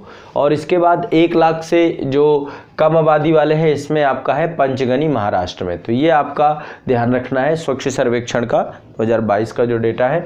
इसके बाद ही राष्ट्रपति जी ने जल जीवन मिशन है ना, इसको लेकर के, जल जीवन मिशन को लेकर मूल्यांकन के तौर पे पुरस्कार दिए हैं, ठीक है। आपको पता है हर घर जल योजना चल रही है, तो पुरस्कार में आपको ध्यान रखना है। सबसे पहले एक मध्य प्रदेश का जिला है जिसका नाम है बुरहानपुर, ये याद कर लो, रट लो, आएगा क्वेश्चन। बुरहानपुर मध्य प्रदेश का, देश का पहला जिला है जिसने हर घर जल प्रमाणित जिला घोषित किया गया है, कि बुरहानपुर में हर घर में नल के द्वारा जल पहुंचाया जा रहा है। तो हर घर जल प्रमाणित जिला बना है आपका बुरहानपुर मध्य प्रदेश, ठीक है। इसके अलावा 60% से अधिक को नल से जल प्रदान करने वाली श्रेणी में पुदुचेरी और गोवा आते हैं, 2 ये हैं। और 60% से कम को नल से जल प्रदान करने वाली श्रेणी में तमिलनाडु है, मेघालय है। ये आपके ध्यान रखना है। 60% से अधिक में आपके पुदुचेरी और गोवा, 60% से कम में आपके तमिलनाडु और मेघालय, ये आपको ध्यान में रखना है। क्लियर है, स्पष्ट है। इसके बाद देखिए बहुत इंपॉर्टेंट है हमारे देश की राजधानी और सेंट्रल विस्टा, इसको लेकर के भारत सरकार के द्वारा सेंट्रल विस्टा एवेन्यू में बहुत सारे काम किए गए हैं। 2020 में हमारे प्रधानमंत्री जी ने बताया था नया संसद भवन बन रहा है, आपने सुना होगा, और ज़रूरी भी है। आने वाले समय में देश के जिस तरीके की जनसंख्या बढ़ रही है, आने वाले समय में संसद और राज्यसभा की सीटों का भी बंटवारा होगा और फिर से ये नए तरीके से संख्या बढ़ेगी। तो ऐसे में पार्लियामेंट हमारे देश की शान है, पहचान है, और ये देश के लोकतंत्र का मंदिर है। यहाँ पे जनता की नीतियाँ बनती हैं, लोगों के लिए कार्य होता है। तो निश्चित तौर पे इसके रिस्ट्रक्चर को बदला जा रहा है और साथ में इसमें एक तरीके से राष्ट्रीय तत्वों को समावेश किया जा रहा है। तो सेंट्रल विस्टा प्रोजेक्ट के बारे में हम जानेंगे। अभी प्रधानमंत्री जी ने हाल ही में इंडिया गेट के सामने सेंट्रल विस्टा एवेन्यू का उद्घाटन किया है। 8 सितंबर 2022 को यह उद्घाटन हुआ है। इसमें राजपथ की जगह पे कर्तव्य पथ, देखिए नाम का बहुत फर्क पड़ता है। प्रधानमंत्री जी थोड़ा सा इस चीज़ को ध्यान जरूर दे रहे हैं। आप देखेंगे राष्ट्रपति भवन से लेकर इंडिया गेट तक का जो ये पूरा का पूरा जो पथ बना हुआ है, इसको राजपथ बोला जाता था, यही सेंट्रल विस्टा था, है ना। तो इसी के चारों तरफ, मतलब इसी के दोनों तरफ काफ़ी सारे डेवलपमेंट वर्क चल रहे हैं। सेंट्रल विस्टा के किनारे वहीं पे ही संसद भवन भी पास में ही बन रहा है, उसी पे ही है। जो नया पुराना संसद भवन है उसी के जस्ट बगल में ही वो बन रहा है। तो पहले तो राजपथ का नाम बदल के कर्तव्य पथ किया गया, और डेमोक्रेसी में होना भी चाहिए, ठीक है। तो राजपथ की जगह इसका कर्तव्य पथ नाम दिया गया है। और इंडिया गेट में अभी नेताजी सुभाष चंद्र बोस एक ऐसा व्यक्तित्व है, ये समझिए जिससे मैं सबसे ज़्यादा प्रभावित हूँ, है ना। नेताजी सुभाष चंद्र बोस ने जो देश की आज़ादी के लिए किया, वैसे बहुत सारे लीडर्स ने किया, गांधी ने किया, सरदार पटेल जी ने किया, या फिर भगत सिंह जी ने किया, सभी ने किया इस देश के लिए। पर नेताजी ने जिस तरीके से अंतर्राष्ट्रीय प्रयास किए और भारत की आज़ादी के लिए उन्होंने इतनी जल्दबाजी थी कि देश जितना जल्दी आज़ाद होता है, उन्होंने आज़ाद हिंद फौज भी बनाई और विश्व के बहुत सारे देशों से उन्होंने हेल्प भी ली। लेकिन वो ये समझते कितने विजनरी लीडर थे जो अंतर्राष्ट्रीय स्तर पे जा करके एक पैरेलल गवर्नमेंट क्रिएट कर लें, है ना। तो मतलब नेताजी की यहाँ पे मूर्ति प्रतिमा का अनावरण किया गया है, ठीक है। एक तो ये सेंट्रल विस्टा में, और जो नेताजी को सम्मान मिलना चाहिए था इस देश में, मुझे लगता है कहीं ना कहीं पे अब जाकर के गवर्नमेंट उस पर प्राथमिकता दे रही है। जो सरदार पटेल जी को सम्मान मिलना चाहिए था, अब जाके उन चीज़ों पे प्राथमिकता दी जा रही है। उनको भी वही सम्मान मिलना चाहिए था जो बाकी अन्य नेताओं को मिला। जो भगत सिंह को सम्मान मिलना चाहिए, वो सभी लोगों ने देश के लिए सब कुछ किया है। आज एक स्वतंत्र भारत में हम लोग जी रहे हैं, पढ़ रहे हैं, मेहनत कर रहे हैं, ये उन्हीं की देन है, उन्हीं के ही समर्पण और उन्हीं के त्याग और बलिदान से देश में आज आज़ादी का बिगुल फूका गया और देश आज 75 वर्षों की जर्नी जी चुका है। तो नेताजी सुभाष चंद्र बोस की प्रतिमा का अनावरण, दो काम हुए, राजपथ का नाम कर्तव्य पथ किया गया है और सुभाष चंद्र बोस जी की प्रतिमा का अनावरण। पूछा जा सकता है किसकी प्रतिमा है? सुभाष चंद्र बोस जी की, ठीक है। यहाँ पे पहले जॉर्ज पंचम की प्रतिमा होती थी, है ना, लेकिन अब यहाँ पे नेताजी सुभाष चंद्र बोस की अनावरण हो गया। इन दोनों का निर्माण कार्य से सेंट्रल विस्टा रीडेवलपमेंट प्रोजेक्ट का ये हिस्सा है, उसी डेवलपमेंट में काम हो रहा है। अभी आपने पता होगा प्रधानमंत्री जी ने ये सेंट्रल विस्टा प्रोजेक्ट आपका 10 दिसंबर 2020 को इसकी घोषणा की थी, और आपको पता होगा जुलाई 2022 में प्रधानमंत्री जी ने संसद भवन की छत पर एक अशोक का, जो भारत का राष्ट्रीय चिन्ह है ना, अशोक स्तंभ, उसका भी अनावरण किया था। बड़ा विवाद में आ गया था, उसका शेरों के मुंह जो है खुले थे, तो बड़ा डिस्कशन का मैटर बन गया था, ठीक है। तो 10 दिसंबर 2020 को जुलाई 2022 में प्रधानमंत्री जी ने नए संसद भवन की छत पर अशोक स्तंभ का भी अनावरण किया था। तो राजपथ कर्तव्य पथ बन गया और ये आपका वहाँ पे अशोक स्तंभ का अनावरण हो गया, सुभाष चंद्र बोस जी की प्रतिमा हो गई। अभी ये लगातार बन रहा है। तो सेंट्रल विस्टा आपका नई दिल्ली में राष्ट्रपति भवन से इंडिया गेट तक के 3.2 किलोमीटर के लंबे क्षेत्र में विस्तृत है। वही जो राजपथ जिसे हम कहते हैं, लगभग 13,500 करोड़ रुपए के प्रोजेक्ट का ये पहला हिस्सा है। और बंगाल विभाजन जब हुआ था, आपको पता है 1905 में लॉर्ड कर्जन के द्वारा किया गया था, तो बंगाल में बड़े स्तर पे विरोध प्रारंभ हो गया था। पहले देश की राजधानी कलकत्ता हुआ करती थी, उस समय पे अंग्रेजों के द्वारा उसको केंद्र बना रखा गया था। लेकिन जब बंगाल में राष्ट्रवाद का पुट मुखर हुआ और राष्ट्रवाद में बंगाल में एक विरोध परिणाम चालू हुए, तो दिसंबर 1911 एडी में वहाँ पे ब्रिटिश किंग जॉर्ज पंचम ने भारत की राजधानी कलकत्ता से दिल्ली स्थानांतरित की थी दिसंबर 1911 में। ध्यान रखिएगा इस बात को। और इसी दौरान दिल्ली में महत्वपूर्ण इमारतें बनवाने बनवाने की जिम्मेदारी ब्रिटिश इंजीनियर एडविन लुटियंस को दी गई थी। 2 पर्सन थे, एडविन लुटियन और हर्बर्ट बेकर, इन दोनों के द्वारा ही, तभी इसको लुटियंस डेली बोला जाता है ना, आप लोगों को ये नाम से परिचित होंगे। तो एडविन लुटियंस और हर्बर्ट बेकर को दी गई थी। दोनों ने सेंट्रल विस्टा को डिजाइन किया था और ये प्रोजेक्ट वाशिंगटन के कैपिटल कॉम्प्लेक्स और पेरिस के सांस एंजिले से प्रेरित थे। मतलब वहाँ से पूरा प्रोजेक्ट को इन्होंने, वहाँ पे जो कैपिटल कॉम्प्लेक्स बना हुआ है और साथ में फ्रांस का जो है, ये भी पूछ ध्यान रखिएगा, सांस एंजिले है ना, वहाँ से इनसे यहाँ से प्रेरित थे। और ये मतलब प्रोजेक्ट आपका नेशनल बिल्डिंग प्रोग्राम का हिस्सा है, देश राष्ट्र निर्माण को लेकर नेशनल बिल्डिंग प्रोग्राम है। तो central Vista Avenue central Vista master plan से जुड़ा हुआ है और राष्ट्रपति भवन से लेकर इंडिया गेट के बीच में जो है पूरा का पूरा 3.2 किलोमीटर का मार्ग है, इसी की सड़क को हम सेंट्रल विस्टा कहते हैं। किंग्सवे के नाम से बनी थी ये पहले शुरुआत में, और 1955 में इसका नाम बदल के राजपथ कर दिया गया था और 2022 में इसका नाम बदल के कर्तव्य पथ कर दिया गया। ध्यान रखिएगा, अब इसका नाम 7 सितंबर 2022 में बदल के कर्तव्य पथ कर दिया गया है। तो सेंट्रल विस्टा प्रोजेक्ट देश के नेशनल बिल्डिंग प्रोग्राम के अंतर्गत ये पूरा का पूरा प्रोजेक्ट काम कर रहा है। ठीक है, तो ये आपको ध्यान रखना है। अभी नया संसद भवन अगले 1 साल बाद शायद उसका उद्घाटन 2024 तक हो जाए।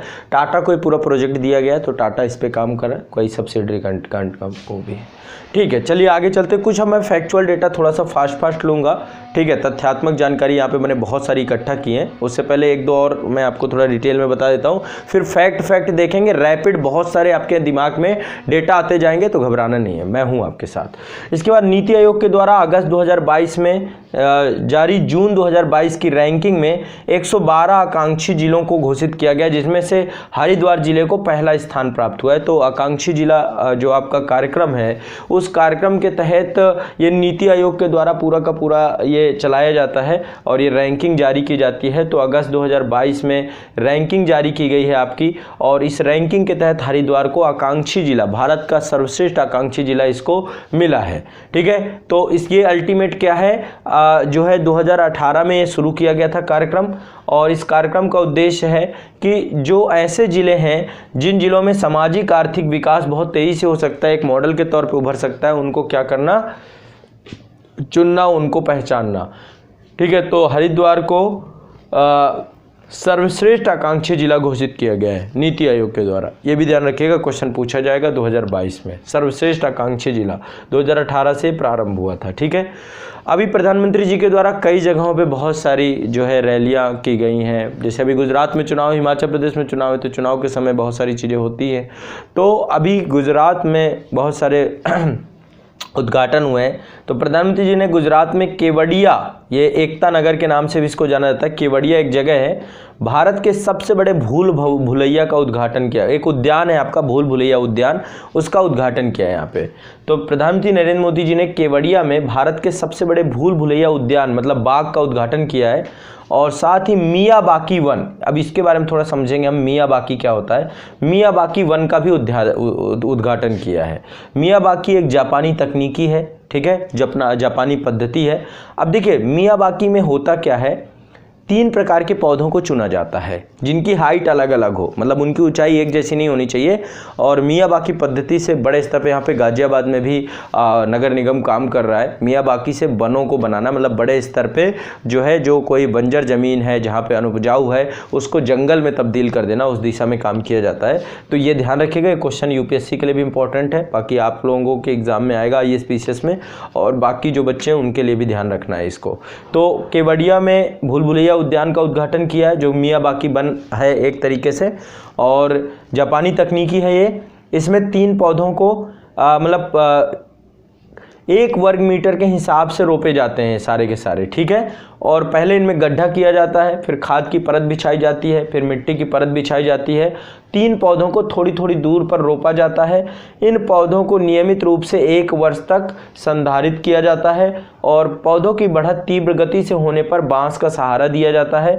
3 प्रकार के पौधे होते हैं जिनकी ऊंचाई और पेड़ अलग अलग होते हैं, इस हिसाब से बहुत तेज़ी से वहाँ पे वनों का विकास हो जाता है। तो मियावाकी पद्धति देश में हमारे वनावरण और वृक्षावरण को बढ़ाने का प्रयास करेगी, इस दिशा में एक बहुत ही इंपॉर्टेंट पद्धति के तौर पे है, तो ये भी ध्यान रखिएगा। चलिए अब मैं कुछ फास्ट बहुत सारे वो लूँगा, रैपिड फायर होंगे आपके ध्यान से सुनते जाना है मुझे बस ध्यान से सुनना है आपको। भारत का पहला वानिकी विश्वविद्यालय तेलंगाना राज्य में स्थापित किया गया है, ठीक है। भारत का पहला वानिकी विश्वविद्यालय तेलंगाना में, ठीक है। भारत की पहली आर्टिफिशियल इंटेलिजेंस आधारित डिजिटल लोक अदालत की शुरुआत जो है आपकी की गई है जयपुर में। आर्टिफिशियल कृत्रिम बुद्धिमत्ता पर आधारित लोक अदालत है ना। लोक अदालत में मतलब कि मामले जो हैं दोनों पक्षों को सामने बैठा करके सॉल्व किए जाते हैं, इसकी अपील भी नहीं हो सकती है। तो आर्टिफिशियल इंटेलिजेंस आधारित पहली जो है लोक अदालत जयपुर में बनाई गई है। इसके बाद खुद का इंटरनेट सेवा शुरू करने वाला भारत का पहला राज्य केरल बन गया है। केरल के द्वारा खुद का इंटरनेट, स्वयं का इंटरनेट जो है, जैसे प्राइवेट बहुत सारी कंपनियों को इंटरनेट आप यूज करते हैं, वैसे ही केरल राज्य ने भी अपना खुद का इंटरनेट स्टार्ट किया है। तो ये भी ध्यान रखिएगा, बहुत बड़ी बात है ये, है ना। आने वाले समय में डेटा की बहुत बड़ी चीज़ है और कोई स्टेट ऐसा कर रहा है तो ये अपने आप में बड़ी उपलब्धि है। तो ये भी ध्यान रखिएगा, क्वेश्चन पूछा जा सकता है। नेक्स्ट है 100% लैंडलॉर्ड मॉडल वाला भारत का पहला बंदरगाह बना है जवाहरलाल नेहरू बंदरगाह, ठीक है। 100% लैंडलॉर्ड मॉडल वाला भारत का पहला बंदरगाह जवाहरलाल नेहरू बंदरगाह महाराष्ट्र में पड़ता है, न्यावा सेवा भी बोलते हैं इसको। इसके बाद है भारत के पहले अंतर्राष्ट्रीय बुलियन एक्सचेंज की शुरुआत गांधीनगर में हुई है। भारत का पहला बुलियन एक्सचेंज, गिफ्ट सिटी भी आपका गुजरात में है, और पहला बुलियन एक्सचेंज की शुरुआत भी गांधीनगर में की गई है। नेक्स्ट है भारत की पहली इलेक्ट्रॉनिक डबल डेकर वातानुकूलित बस का अनावरण मुंबई में किया गया है। भारत की पहली इलेक्ट्रॉनिक डबल डेकर वातानुकूलित बस का अनावरण मुंबई में किया गया है। फैक्चुअल है, ध्यान से समझते जाना है। भारत की पहली हाइड्रोजन ईंधन बैटरी वाली बस का उद्घाटन पुणे में किया गया। हाइड्रोजन अब आपको पता है कि एक अल्टरनेटिव जो है ईंधन के तौर पे इसको लिया जा रहा है, तो हाइड्रोजन ईंधन बैटरी के तौर पे बस चालू की गई है और ये पुणे में आपका किया गया, ये भी ध्यान रखिएगा। भारत का पहला 3D प्रिंटेड डाकघर का निर्माण जो है बेंगलुरु में किया गया है। पहला 3D प्रिंटेड डाकघर का निर्माण बेंगलुरु में किया गया है। भारत के पहले भूकंप स्मारक का उद्घाटन भुज में किया गया, गुजरात में। पहली भूकंप जो आपका पहला भूकंप स्मारक है, इसका उद्घाटन भुज में किया गया, गुजरात में। ध्यान रखिएगा, आपको पता है कि भुज में 2001 में बहुत बड़ा भयानक भूकंप आया था और ये बड़ा सेंसिटिव जोन है, तो भुज में गुजरात में उद्घाटन किया गया है। उत्तराखंड राज्य ने प्रत्येक जिले में एक संस्कृत भाषा, मतलब हर जिले में जितने भी उत्तराखंड के जिले हैं वहां पर एक गांव संस्कृत भाषा का बनाया जाएगा। तो उत्तराखंड ने एक संस्कृत भाषा का गांव विकसित करने की घोषणा की है, भी ध्यान रखिएगा। कई बार क्वेश्चन पूछा जा सकता है कि किस राज्य ने संस्कृत भाषा के लिए एक गांव बनाने की घोषणा की है प्रत्येक जिले में, तो उत्तराखंड ने, ध्यान रखिएगा। भारत की पहली खारे पानी से जलने वाली लालटेन का नाम रोशनी रखा गया है, ठीक है। तो एक लालटेन बनाई गई है जो कि लवणीय पानी से जलती है, जो कि समुद्री जल का उपयोग, तो एक ऊर्जा के तौर पे लालटेन बनाई गई, रोशनी नाम रखा गया इसका। देखिए गुजरात में भारत का सेमीकंडक्टर नीति शुरू करने वाला देश का पहला राज्य है। देखिए सेमीकंडक्टर को लेकर के जो मोनोपोली है वर्ल्ड लेवल में, वो ताइवान के पास है या चीन के पास है, अमेरिका के पास है, ये सब सेमीकंडक्टर इंडस्ट्री के तौर पे हैं। आसियान कंट्रीज हैं, यहाँ पे भी सेमीकंडक्टर इंडस्ट्री है। तो सेमीकंडक्टर बहुत इंपॉर्टेंट है, चाहे ऑटोमोबाइल सेक्टर हो, चाहे वो आपका इलेक्ट्रिक गुड्स हो, सब में, क्योंकि एक तरीके से ब्रेन का काम करता है, ठीक है। ये एक तरीके से कंट्रोल करता है यूनिट्स को। अभी हाल ही में आपको पता होगा कोविड के बाद सेमीकंडक्टर की मतलब मारामारी हो गई बहुत बड़े स्तर पे। भारत में भी जो ऑटोमोबाइल सेक्टर है वो प्रभावित हुआ, चीज़ें डिले होने लग गई, कीमतें बहुत ज़्यादा बढ़ गई, इन्फ्लेशन बहुत ज़्यादा बढ़ गया। तो ऐसे में अब भारत भी सेमीकंडक्टर इंडस्ट्री को डेवलप करना चाहता है। तो अभी गुजरात पहला राज्य बना है जो सेमीकंडक्टर को हम खुद उत्पादन करना चाहते हैं। इसको लेकर अभी सेमीकॉन इंडिया का भी प्रोजेक्ट चालू किया गया है, जिसमें बहुत सारे स्टार्टअप और इन चीज़ों को लेकर भारत सरकार प्रयास कर रही है। तो सेमीकंडक्टर जो है इसकी नीति शुरू करने वाला पहला राज्य गुजरात बना है, ये भी ध्यान रखिएगा, बहुत इंपॉर्टेंट है। हम यदि इसका उत्पादन करने लग जाएंगे तो आने वाले समय पे जो भारत आत्मनिर्भर अर्थव्यवस्था की बात कर रहा है, वास्तविक तौर पे, वास्तविक धरातल पे हम इसे ले जाएंगे। अभी विश्व का लगभग 60% से ज़्यादा सेमीकंडक्टर ताइवान बनाता है, ठीक।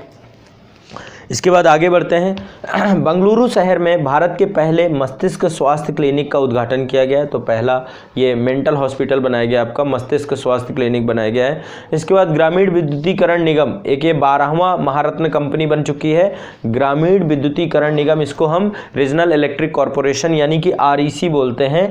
ये ग्रामीण विद्युतीकरण निगम लिमिटेड महारत्न का दर्जा पाने वाली भारत की 12वीं कंपनी बन गई है। टोटल 12 आपके महारत्न हो चुके हैं, अब आपके ध्यान रखना है। दिल्ली अंतर्राष्ट्रीय हवाई अड्डा भारत का पूरी तरीके से 5G नेटवर्क वाला हवाई अड्डा बन गया है। तो 5G नेटवर्क वाला हवाई अड्डा बना है दिल्ली अंतर्राष्ट्रीय हवाई अड्डा। भारत का पहला राष्ट्रीय इलेक्ट्रिक फ्रेट प्लेटफॉर्म ई फास्ट इंडिया नीति आयोग द्वारा लॉन्च किया गया है। तो एक आपका राष्ट्रीय इलेक्ट्रिक फ्रेट प्लेटफॉर्म ई फास्ट इंडिया बनाया गया है, जो कि नीति आयोग के द्वारा लॉन्च किया गया है, ये भी ध्यान रखिएगा आप। इसके बाद पुल्लमपारा पंचायत केरल की है, ध्यान रखिएगा इसके बारे में। पुल्लमपारा पंचायत केरल की भारत की क्या बन गई है, ये भारत की पूरी तरीके से डिजिटल साक्षरता वाली पंचायत बन गई है। पुल्लमपारा पंचायत भारत की पहली डिजिटल साक्षरता वाली पंचायत बन गई है, ध्यान रखिएगा। ये क्वेश्चन आपका पूछा जा सकता है, केरल की पंचायत है ये, ठीक है। नेक्स्ट आगे चलते हैं। हिंदी भाषा में MBBS का कोर्स शुरू करने वाला देश का पहला राज्य मध्य प्रदेश बन गया है, ठीक है। अभी भारत में बहुत सारे प्रोफेशनल कोर्सेज हैं जो कि केवल और केवल एक ही भाषा में, इंग्लिश में, अब उसको हिंदी में भी लेकर के आया जा रहा है। तो MBBS हिंदी में मध्य प्रदेश राज्य के द्वारा प्रारंभ किया गया है। वर्ष 2021-22 में महाराष्ट्र राज्य में सबसे अधिक विदेशी पर्यटक आए हैं। सबसे ज़्यादा विदेशी पर्यटक कहाँ आए हैं, महाराष्ट्र राज्य में, वर्ष 2021-22 में, ध्यान रखिएगा। दूसरे नंबर पे तमिलनाडु है, दूसरे नंबर पे तमिलनाडु। ये विदेशी पर्यटक, दो तरीके का पर्यटन है, विदेशी और दूसरा घरेलू पर्यटन। घरेलू मतलब देश के ही लोग एक राज्य से दूसरे राज्य में जाते हैं। तो सबसे ज़्यादा विदेशी पर्यटक महाराष्ट्र में, दूसरे नंबर पर तमिलनाडु पे। और इसके बाद जो है वर्ष 2021-22 में तमिलनाडु में सबसे ज़्यादा विदेशी घरेलू पर्यटक आए हैं। तमिलनाडु में सबसे ज़्यादा घरेलू पर्यटक, महाराष्ट्र में सबसे ज़्यादा विदेशी पर्यटक, ठीक है, ध्यान रखिएगा। तो पर्यटन के दृष्टिकोण से ये दोनों राज्यों ने बेहतर काम किया है और यहाँ पे सबसे ज़्यादा आकर्षण भी देखने को मिलता है, ठीक है। ये आपको ध्यान में रखना है। सबसे ज़्यादा घरेलू पर्यटक आए हैं तमिलनाडु में। इसके बाद है दूसरे नंबर पे उत्तर प्रदेश है, घरेलू पर्यटन में दूसरे नंबर पे उत्तर प्रदेश है। पहले नंबर पे विदेशी पर्यटन में महाराष्ट्र, दूसरे नंबर पे तमिलनाडु, घरेलू पर्यटन में नंबर 1 तमिलनाडु, दूसरे नंबर पे उत्तर प्रदेश हमारा, ठीक है। इसके बाद अगला एक कार्यक्रम है आपका जिसका नाम है, एक पर्सन है जिनका नाम है जानवी डोंगती। एक पर्सन है जानवी डांगेती, ये नासा में अंतर्राष्ट्रीय वायु और अंतरिक्ष कार्यक्रम को पूरा करने वाली पहली भारतीय महिला बन गई हैं। नाम क्या है इनका, जानवी डांगेटी। जानवी डांगेटी क्या है, अंतर्राष्ट्रीय वायु और अंतरिक्ष कार्यक्रम को पूरा करने वाली पहली भारतीय महिला बनी है, ये भी ध्यान रखिएगा। इसके बाद मानव यात्रियों को ले जाने वाले भारत के पहले ड्रोन का नाम वरुण रखा गया है। पहला ड्रोन बनाया गया है जो कि मानव यात्रियों को ले जा सकता है, इसका नाम वरुण रखा गया है। एशिया का सबसे बड़ा संपीड़ित बायोगैस संयंत्र का उद्घाटन कहाँ किया गया है, संगरूरू में। संगरूरू आपका पंजाब में पड़ता है। यहाँ पे सबसे बड़ा आपका संपीड़ित बायोगैस का आपका एक वो बनाया जा रहा है, प्लांट बनाया जा रहा है, तो ये भी ध्यान रखिएगा, ये भी क्वेश्चन आपसे पूछा जाएगा। जूता और चमड़ा उत्पादन नीति जारी करने वाला, लॉन्च करने वाला भारत का पहला राज्य तमिलनाडु बन गया है, ठीक है। जूता और चमड़ा उत्पाद नीति 2022 में इसने लॉन्च किया है तमिलनाडु ने, ये भी ध्यान रखिएगा। इसके अलावा नीति आयोग के सहयोग से अटल टिंकरिंग लैब स्थापित करने वाला पहला केंद्र शासित प्रदेश जम्मू कश्मीर बना है। अटल टिंकरिंग लैब जो है ये जम्मू कश्मीर में नीति आयोग के सहयोग से बनाई गई है। ये जितने भी डेटा हैं एक बार इनको फिर से सुन लीजिए, पीछे प्लेबैक में वापस जाइए और सुनिए, आपको सारी चीज़ें याद हो जाएंगी, ठीक है। तो ये आपका करंट अफेयर्स में कुछ पक्ष हो गया। अब आगे बढ़ते हैं, आगे लेकर के चलते हैं। देखिए 1 जनवरी 2023 को यूरो मुद्रा अपनाने वाला यूरो जोन का 20वां सदस्य देश आपका क्रोएशिया बना है, ठीक है। आपको पता है जो यूरोपीय यूनियन है वहाँ पे एक साझा मुद्रा है, तो यूरो मुद्रा को अपनाने वाला यूरो जोन का 20वां सदस्य देश क्रोएशिया बन गया। ये क्वेश्चन भी पूछा जा सकता है। 1 जनवरी 2023 से उसका लागू हो जाएगा, अपना लेगा इसको पूरी तरीके से।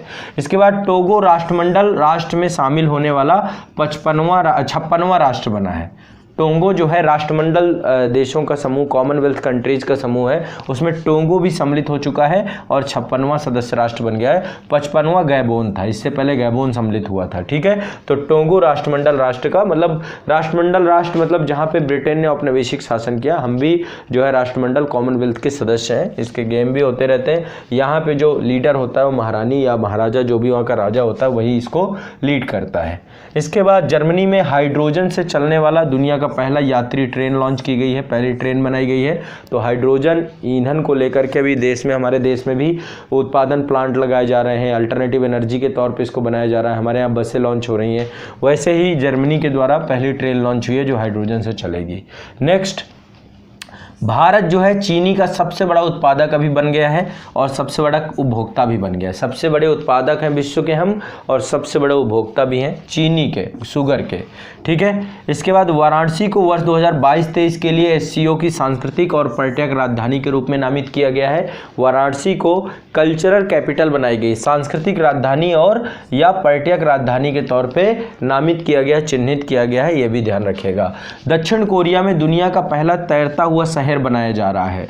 दक्षिण कोरिया में दुनिया का पहला क्या बनाया जा रहा है? तैरता हुआ शहर। यूनेस्को की international union of geological sciences के माध्यम से मेघालय के खासी हिल्स स्थित मैमलुक गुफा को पहले भारतीय भूवैज्ञानिक विरासत के तौर पे मान्यता प्रदान की गई है। तो यूनेस्को ने क्या किया है, ध्यान रखिएगा। फिर से एक बार मैं फिर से बता देता हूं आपको कि यूनेस्को के द्वारा, यूनेस्को की एक संस्था है international union of geological sciences, international union of geological sciences, इसने मेघालय के खासी हिल्स में एक गुफा है जिसका नाम है मैमलुक गुफा। मैमलुक गुफा को पहले भारतीय भूवैज्ञानिक विरासत स्थल, पहला भारतीय भूवैज्ञानिक विरासत स्थल के तौर पे इसको घोषित किए, मान्यता प्रदान की है। ऋषि सुनक के बारे में आपको पता है ना। ऋषि सुनक ब्रिटेन के नए प्रधानमंत्री बन गए हैं। इससे पहले लिज ट्रस थी, लिज ट्रस का इस्तीफा जब हुआ उसके बाद ऋषि सुनक जो है ब्रिटेन के पहले भारतीय मूल के प्रधानमंत्री बन गए हैं। ऋषि पहले ऐसे भारतवंशी थे जो यूके सरकार के सबसे बड़े पद संभालेंगे, ठीक है। जो आपका ब्रिटेन है, यूनाइटेड किंगडम है, वहाँ पे पहले भारतवंशी हैं जो इतना बड़ा पद संभाल रहे हैं। ऋषि ने जो है टोरी लीडरशिप में चुनाव हुआ था, उसमें पेनी मोरडांट थे, उनको पीछे छोड़ दिया था। इसके बाद कंजर्वेटिव पार्टी ने उनको अपना नेता चुन लिया था और 42 वर्षीय हैं और पहले वित्त मंत्री के पद पे थे। यूरोप में ब्रिटेन के सबसे युवा प्रधानमंत्री हैं, है ना। 200 वर्षों के इतिहास में सबसे युवा हैं, ठीक है। तो ये आपको ध्यान में रखना है। 42 वर्षीय हैं, पहले वित्त मंत्री के पद पे थे। और सुनक जो है 2 महीने से भी कम समय में ब्रिटेन के तीसरे प्रधानमंत्री बन गए। लेकिन अभी क्योंकि ब्रिटेन में स्थिति कोविड के बाद से बहुत ख़राब हो गई, वहाँ पे महंगाई की स्थिति बहुत बुरी है ना। अर्थव्यवस्था बहुत तेज़ी से डाउन हो रही है वहाँ की, लाखों लोग बेरोजगार हो रहे हैं, गरीबी रेखा के नीचे और जा रहे हैं। तो इस दिशा में अब उनके पास मतलब एक बड़ा मौका है। कंजर्वेटिव पार्टी की अध्यक्षता की दौड़ में वो जुड़ भी गए हैं, प्रधानमंत्री बन गए ब्रिटेन की। और ध्यान रखना है कि ये सबसे कम उम्र के युवा प्रधानमंत्री हैं, भारतीय मूल के, भारतवंशी हैं, ठीक है। भारत में नारायण मूर्ति जी के बारे में आप जानते होंगे, जो इन्फोसिस के चेयरमैन हैं, जो उन फाउंडर हैं, उनके ये दामाद हैं, ठीक है, नारायण मूर्ति जी के। तो भारत के लिए बड़ी प्राउड की बात है। नेक्स्ट, आगामी कुछ सम्मेलन होने हैं और आगामी कुछ जो है आपके बैठकें होनी है अंतर्राष्ट्रीय स्तर पे। तो 17वां G20 शिखर सम्मेलन 2022 का इंडोनेशिया में हो चुका है, ठीक है, ख़त्म ये बात। और 16वां जो हुआ था रोम में हुआ था। 18वां अब आपका भारत में होगा 2023 में। तो ये वाला इस साल वाला इंडोनेशिया में था, इसके पहले रोम इटली में था, और ये अब अगला जो होगा भारत में होगा, ठीक है। तो ये आपको ध्यान में रखना है। इसकी स्थापना 1999 में हुई थी G20 की। टोटल देश इसमें जो है 19 देश हैं और यूरोपीय यूनियन है। और 18वां G20 शिखर सम्मेलन आपका भारत में होगा, इतना आपको ध्यान रखना है। 19वां G20 शिखर सम्मेलन 2024 में ब्राज़ील में होगा, ठीक है। तो 18वां भारत में, 19वां ब्राज़ील में, 17वां इंडोनेशिया में, 16वां रोम इटली में, ठीक है, ध्यान रखिएगा। अगला चलते हैं COP27 संयुक्त राष्ट्र जलवायु परिवर्तन सम्मेलन। ये आपका होना है मिस्र में, शर्म अल शेख मिस्र में होगा। इसके पहले ग्लासगो में हुआ था आपका यूके में COP20। तो कॉन्फ्रेंस ऑफ पार्टीज़ का ये जो आपका यूनेप सम्मेलन होता है खासकर जलवायु परिवर्तन की दिशा में, तो ये संयुक्त राष्ट्र जलवायु परिवर्तन सम्मेलन आपका ध्यान रखिएगा। COP27 कहाँ होना है? शर्म अल शेख मिस्र में। इसके पहले वाला ग्लासगो यूके में हुआ था। और COP28 जो है आपका ये होगा आपका संयुक्त अरब अमीरात में। संयुक्त राष्ट्र जलवायु परिवर्तन सम्मेलन ये आपका होगा संयुक्त अरब अमीरात में, COP28 ध्यान रखिएगा। इसके बाद सीओपी की पहली बैठक आपको पता 1995 में हुई थी, जर्मनी के बर्लिन शहर में आयोजित की गई थी, है ना। तो ये आपका सीओपी के बारे में हो गया, कॉन्फ्रेंस ऑफ पार्टीज। इसके बाद 23वां एससीओ शिखर सम्मेलन, 23वां एससीओ शिखर सम्मेलन 2023 में भारत में होगा। G20 भी भारत में होना है 2023 का, और वो 18वां G20 है, और ये 23वां एससीओ यानी संघाई सहयोग संगठन का जो होना है ये भी भारत में 2023 में होने जा रहा है, ठीक है। तो 2022 भारत का केंद्र बिंदु बन रहा है पूरे विश्व का। इसके बाद 22वां जो आपका एससीओ हुआ था अभी समरखंद उज्बेकिस्तान में हुआ था इस साल का, ठीक है, और इसकी स्थापना 2001 में हुई थी। कुल टोटल 9 देश हैं इसमें, और मुख्यालय बीजिंग है इसका, ठीक है। मुख्यालय चाइना भी है ना, पाकिस्तान भी इसका भी सदस्य बना था, ईरान भी अभी इसका सदस्य के तौर पे नामित हो चुका है। इसके बाद 49वां G7 शिखर सम्मेलन 2023 जापान में होगा, 48वां अभी हुआ था जर्मनी में हुआ था, और 50वां G7 शिखर सम्मेलन आपका ये इटली में होगा। कहाँ पे होगा? इटली में। तो ये ध्यान रखिएगा, टोटल 49वां G7 शिखर सम्मेलन 2023 जापान में होगा, 48वां G7 आपका जर्मनी में होगा, और 50वां G7 शिखर सम्मेलन आपका इटली में होगा। टोटल G7 में सदस्य देश आपके 7 हैं, पूरी विकसित अर्थव्यवस्थाएं इसमें, और पहले 8 होते थे, रसिया को क्रीमिया 2014 में हटा दिया गया था क्रीमिया मैटर में, है ना। तो ये आपको G7 के बारे में जानकारी हो गई। इसके बाद 40वां व 41वां आसियान शिखर सम्मेलन 2022 का कंबोडिया में होना है, ठीक है। इस साल का 40वां 41वां शिखर सम्मेलन 2022 कंबोडिया में। इसके बाद आपका 38वां और 39वां ब्रुनेई में, 38वां और 39वां ब्रुनेई में, मतलब पिछले वर्ष वाला ब्रुनेई में हुआ था। अब 42वां और 43वां जो आपका होगा ये आपका होगा जकार्ता, ये शिखर सम्मेलन इंडोनेशिया में होगा। तो ध्यान रखिएगा, जो इस साल वाला होना है आपका, ये आपका 40वां और 41वां है, ये आपका कंबोडिया में होगा। पिछले साल वाला ब्रुनेई में हुआ था, और जो 42वां और 43वां है ये आपका कंबोडिया, ये माफ़ करिएगा इंडोनेशिया में होगा 2023 वाला।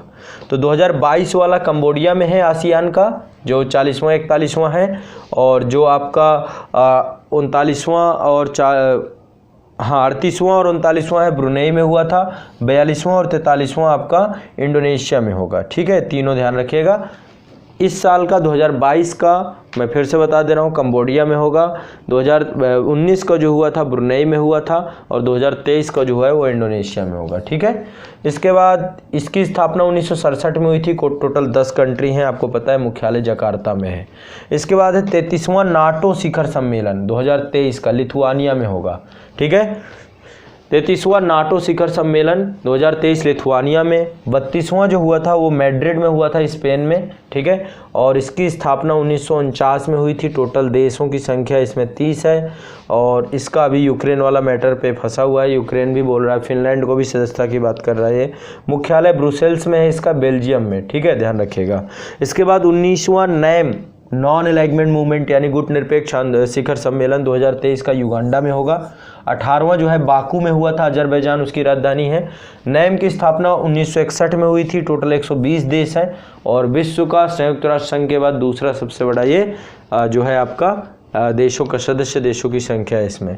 इसके बाद 27वां चोगम 2024 में हुआ था समोआ में, ठीक है। 27वां चोगम आपका समोआ में हुआ था। 26वां 2022 में ये रवांडा में हुआ, इसकी स्थापना रवांडा में हुई है, और इसमें 1926 में ये कुल देशों की संख्या इसमें 56 है, मुख्यालय लंदन है। 15वां ब्रिक्स शिखर सम्मेलन 2023 आपका दक्षिणी अफ्रीका में, ठीक है। तो 15वां ब्रिक्स शिखर सम्मेलन 2023 आपका दक्षिण अफ्रीका में, ठीक है। और जो आपका चोगम होना है 2024 में वो समोआ में होगा, ठीक है। नेक्स्ट आपका चोगम मतलब कॉमनवेल्थ देशों का जो आपका है ये आपका समोआ में होगा, ध्यान रखिएगा, ठीक है। चलिए नेक्स्ट है आपका, हाँ संघाई का ब्रिक्स का बता दिया। 15वां ब्रिक्स सम्मेलन 2023 आपका दक्षिणी अफ्रीका में होगा।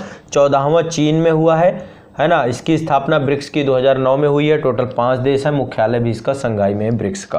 तो ये आगामी बैठक और सम्मेलन है, ठीक है। अभी हाल ही में एक न्यूज आई थी, टेस्ला कंपनी के CEO एलन मस्क साहब के द्वारा ट्विटर को $44 बिलियन में खरीद लिया गया है, ठीक है। और आपको पता होगा कि ये अपने आप में एक बहुत बड़ी घटना है, कि जिस तरीके से एलन मस्क साहब आए और आने के बाद फिर ट्विटर में बहुत सारे पराग अग्रवाल से लेकर के बहुत सारे जो वहाँ के अधिकारी थे, शीर्ष अधिकारी, चाहे वो CFO रहे हों चाहे वो, तो सबको फिर निकाल भी दिया और एक नए सिरे से इस कंपनी को रिस्टेब्लिश करना है। अब ये घाटे में चल रही कंपनी, लेकिन फिर ब्लू टिक के लिए इन्होंने काफ़ी चार्जेस वगैरह भी लगाए हैं। ठीक है, तो ये आपका टेस्ला के कंपनी के CEO एलन मस्क के द्वारा 44 बिलियन में इसको इन्वेस्ट कर लिया गया है, खरीद लिया गया है, आपको अधिग्रहण कर लिया गया है ट्विटर का। इसके बाद अभी आपको पता होगा कि रूस यूक्रेन युद्ध चल रहा है। रूस ने यूक्रेन के 4 क्षेत्रों को क्या किया है, कब्जा कर लिया है। एक तो डोनेट्स्क है, एक लुहांस्क है, ज़पोरिज़िया है और खेरसान है। ये चारों क्षेत्र बहुत इंपॉर्टेंट है क्योंकि यहाँ पे इंडस्ट्रियल डेवलपमेंट अलग अलग है। एक बंदरगाह शहर है, एक न्यूक्लियर शहर है आपका, एक में जो है लोहा बहुल क्षेत्र है, एक में एनर्जी है, वहाँ पे कोयला बहुल क्षेत्र है। तो ओवरऑल मतलब यूक्रेन के बहुत इंपॉर्टेंट शहर हैं चारों के चारों। तो ऐसे में इन चारों को कब्जा करने का दावा किया है। इस पर बाकायदा एक पार्टी भी हुई थी। ठीक है, इसके बाद 1 नवंबर 2022 को अफ्रीकी देश घाना जो है वो संयुक्त राष्ट्र सुरक्षा परिषद का अध्यक्ष बन चुका है। तो यूनाइटेड नेशन सिक्योरिटी काउंसिल में आपको पता है कि 5 परमानेंट मेंबर होते हैं और 10 नॉन परमानेंट होते हैं। तो अभी घाना जो है अध्यक्ष बनाया गया है, नॉन परमानेंट से है ये। ठीक है, तो ये आपको ध्यान रखना है। तो ये आपके राष्ट्रीय घटनाक्रम हो गए, अंतर्राष्ट्रीय घटनाक्रम हो गए, बैठक और सम्मेलन हो गए। ठीक है, तो ये आपका कंप्लीट हो गया। ठीक है, चलिए अब आगे बढ़ते हैं। नेक्स्ट कुछ डेटा की तरफ मैं आपको ले जाऊंगा और ये डेटा बहुत इंपॉर्टेंट है, आपके एग्जाम में आएगा। ये डेटा आपका खान मंत्रालय से है, वित्त वर्ष 2021 के, इसमें बहुत सारे आंकड़े दिए गए हैं। इंडियन मिनरल ईयर बुक 2020 के बहुत सारे डेटा दिए गए हैं कि कौन कौन से खनिज हैं जहाँ पे भारत में उत्पादन के दृष्टिकोण से और भंडारण के दृष्टिकोण से उनका प्रथम स्थान है।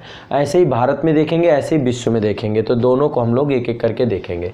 देखिए, बॉक्साइट ये एल्युमिनियम का खनिज है। उत्पादन के दृष्टिकोण से सबसे ज़्यादा है आपका उड़ीसा। उत्पादन समझते हैं ना, जो सबसे ज़्यादा उसकी माइनिंग कर रहा है। भंडारण मतलब वहाँ सबसे ज़्यादा उपस्थित है। तो उत्पादन के दृष्टिकोण से उड़ीसा है, भंडारण के दृष्टिकोण से भी उड़ीसा है। तो बॉक्साइट आपका, ठीक है। इसके बाद कोयला आपका जो है, कोयला उत्पादन के दृष्टिकोण से छत्तीसगढ़ है, भंडारण के दृष्टिकोण से झारखंड है आपका। तो बॉक्साइट उत्पादन के उत्पादन के दृष्टिकोण से उड़ीसा, भंडारण के दृष्टि से उड़ीसा बॉक्साइट का। कोयला में उत्पादन के दृष्टिकोण से छत्तीसगढ़ और भंडारण के दृष्टिकोण से झारखंड। ठीक है, तो कोयला उत्पादन के दृष्टिकोण से छत्तीसगढ़ और भंडारण के दृष्टिकोण से झारखंड। तांबा उत्पादन के दृष्टिकोण से मध्य प्रदेश, भंडारण के दृष्टिकोण से राजस्थान। कच्चा तेल उत्पादन के दृष्टिकोण से राजस्थान, भंडारण के दृष्टिकोण से असम। हीरा उत्पादन में MP, भंडारण में MP। लौह अयस्क उत्पादन में उड़ीसा, भंडारण में कर्नाटक। लोहा का सबसे ज़्यादा उत्पादन उड़ीसा करता है, भंडारण सबसे ज़्यादा कर्नाटक में है। मैग्नीज का उत्पादन मध्य प्रदेश, भंडारण उड़ीसा। मैग्नीज का उत्पादन मध्य प्रदेश, भंडारण उड़ीसा। अभ्रक उत्पादन के दृष्टिकोण से आंध्र प्रदेश और भंडारण के दृष्टिकोण से भी आंध्र प्रदेश अभ्रक का। ठीक है, विश्व में भी अभ्रक सबसे ज़्यादा भारत में ही पाया जाता है। चांदी में उत्पादन में राजस्थान, भंडारण में भी राजस्थान। टिन में उत्पादन में छत्तीसगढ़, भंडारण में हरियाणा। टिन उत्पादन में छत्तीसगढ़, भंडारण में हरियाणा। सोना उत्पादन में कर्नाटक, भंडारण में कर्नाटक। सोना उत्पादन में कर्नाटक, भंडारण में कर्नाटक। यूरेनियम उत्पादन में झारखंड, भंडारण में आंध्र प्रदेश।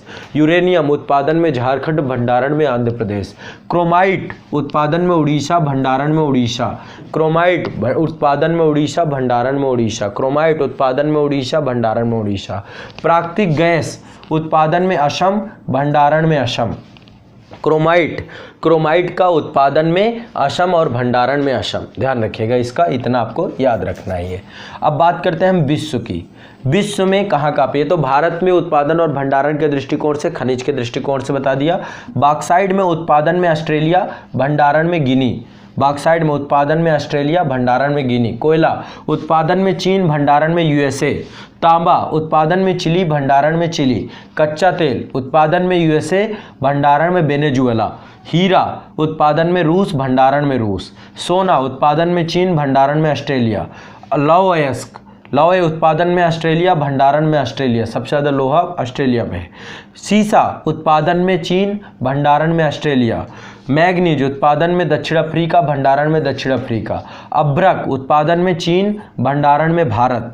प्राकृतिक गैस उत्पादन में रूस, भंडारण में रूस। चांदी उत्पादन में मेक्सिको, भंडारण में पेरू। टिन उत्पादन में चीन, भंडारण में चीन। प्लेटिनम दक्षिण अफ्रीका, उत्पादन में दक्षिण अफ्रीका और भंडारण में दक्षिण अफ्रीका। क्रोमाइट में आपका क्रोमाइट में उत्पादन में दक्षिणी अफ्रीका और भंडारण में कजाकिस्तान। ये आपके डेटा हैं भारत में खनिज और विश्व में खनिज। आप इनको दोबारा रिपीट कर लीजिए, थोड़ा सा बैक चले जाइए और अगेन रिपीट कर लीजिए, आपको सारे याद हो जाएंगे, सारे ये भूलेंगे नहीं, ठीक है। उत्पादन और भंडारण के दृष्टिकोण से ये दोनों की लिस्ट है, कई बार क्वेश्चन पूछता है, आपको पता होना चाहिए, ठीक है। आगे चलते हैं। भारत सरकार के द्वारा बहुत सारी योजनाएं चलाई गई हैं, तो अभी योजनाओं के बारे में हम चर्चा इसके बाद में करेंगे। पहले हम कुछ सूचकांक देख लेते हैं, कौन कौन से सूचकांक हैं। सबसे पहला सूचकांक है मानव विकास सूचकांक रिपोर्ट 2021-22, ठीक है।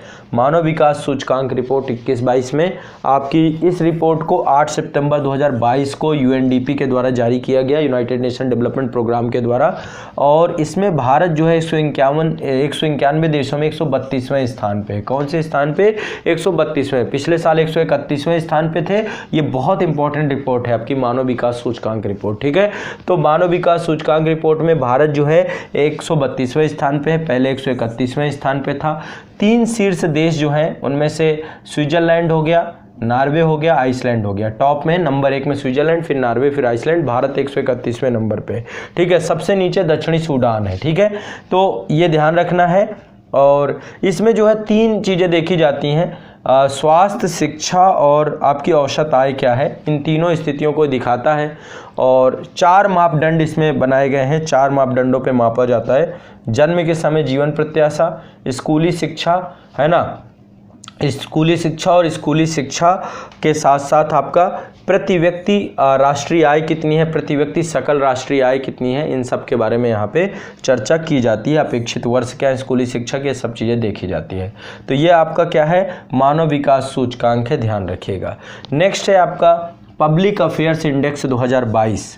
पब्लिक अफेयर्स इंडेक्स 2022 में बड़े राज्यों में पहले स्थान पे हरियाणा है, छोटे राज्यों में सिक्किम को पहला स्थान प्राप्त है। बड़े राज्यों में आपका हरियाणा है, छोटे राज्यों में सिक्किम है। इसके बाद आपका India innovation index 2021 NITI Aayog के द्वारा जारी किया गया। पहले राज्य में कर्नाटक है, और यदि हम पूर्वोत्तर की बात करें तो पूर्वोत्तर के राज्यों में मणिपुर है। केंद्र शासित प्रदेशों की बात करें तो चंडीगढ़ है पहले स्थान पे। फिर से एक बार मैं बता रहा हूँ, मानव विकास सूचकांक मैंने बताया, उसमें भारत 132वें स्थान पे है, पिछले वर्ष 131वें स्थान पे था। ये 2021-22 की रिपोर्ट है। इसके बाद जो है आपका स्विट्जरलैंड नंबर 1 पे है, ये आपको ध्यान में रखना है।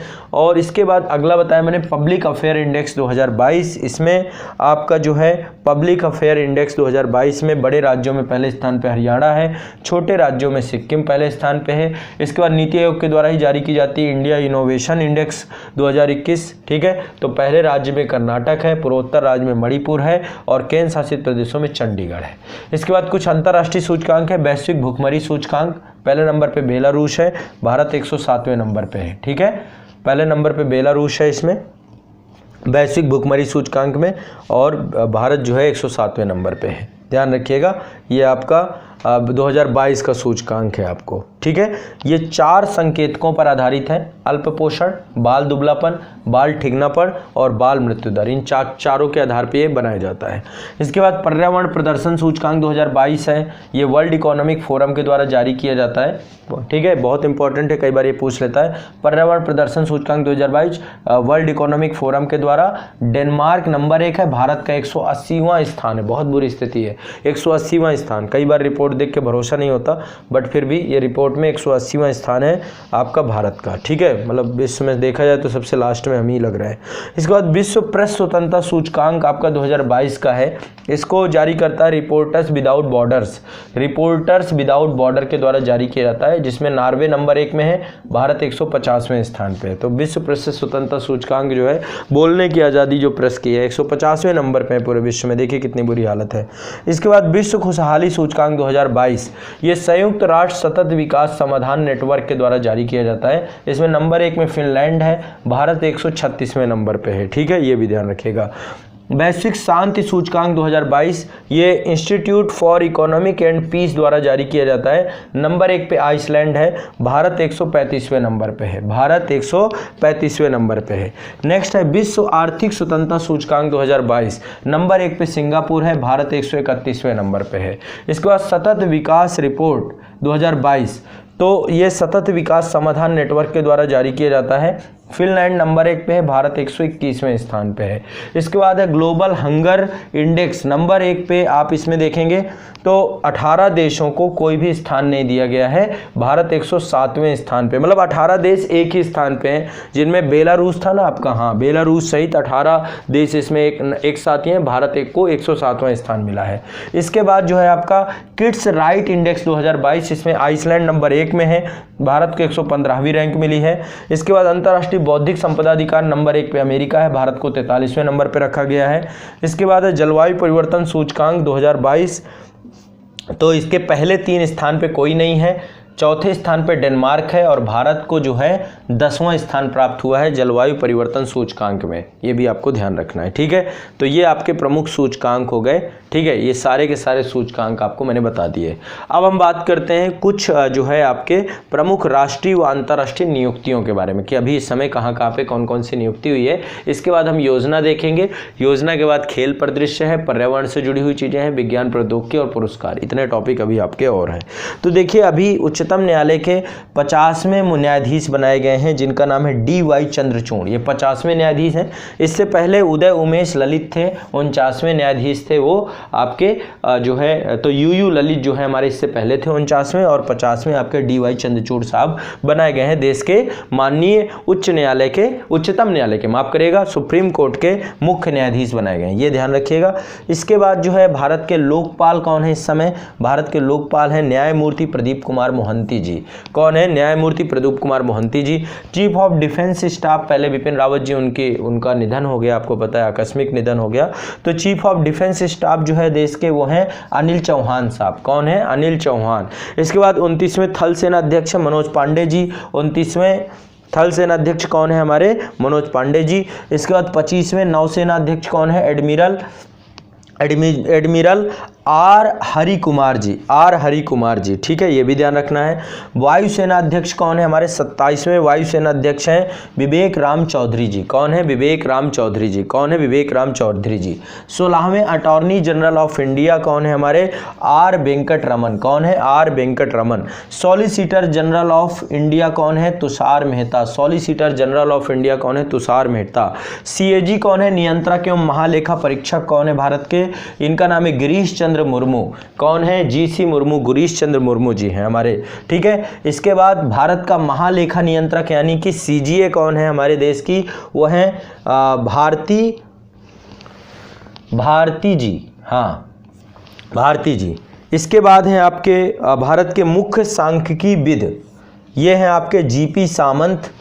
भारत के 25वें मुख्य निर्वाचन आयुक्त कौन है आपके, तो मुख्य निर्वाचन आयुक्त है राजीव कुमार, ठीक है, मुख्य निर्वाचन आयुक्त भारत के कौन है, राजीव कुमार। इसके बाद आपके नेक्स्ट हैं भारत के मुख्य सूचना आयुक्त कौन है, यशवर्धन कुमार सिन्हा। मुख्य सूचना आयुक्त कौन है, यशवर्धन कुमार सिन्हा।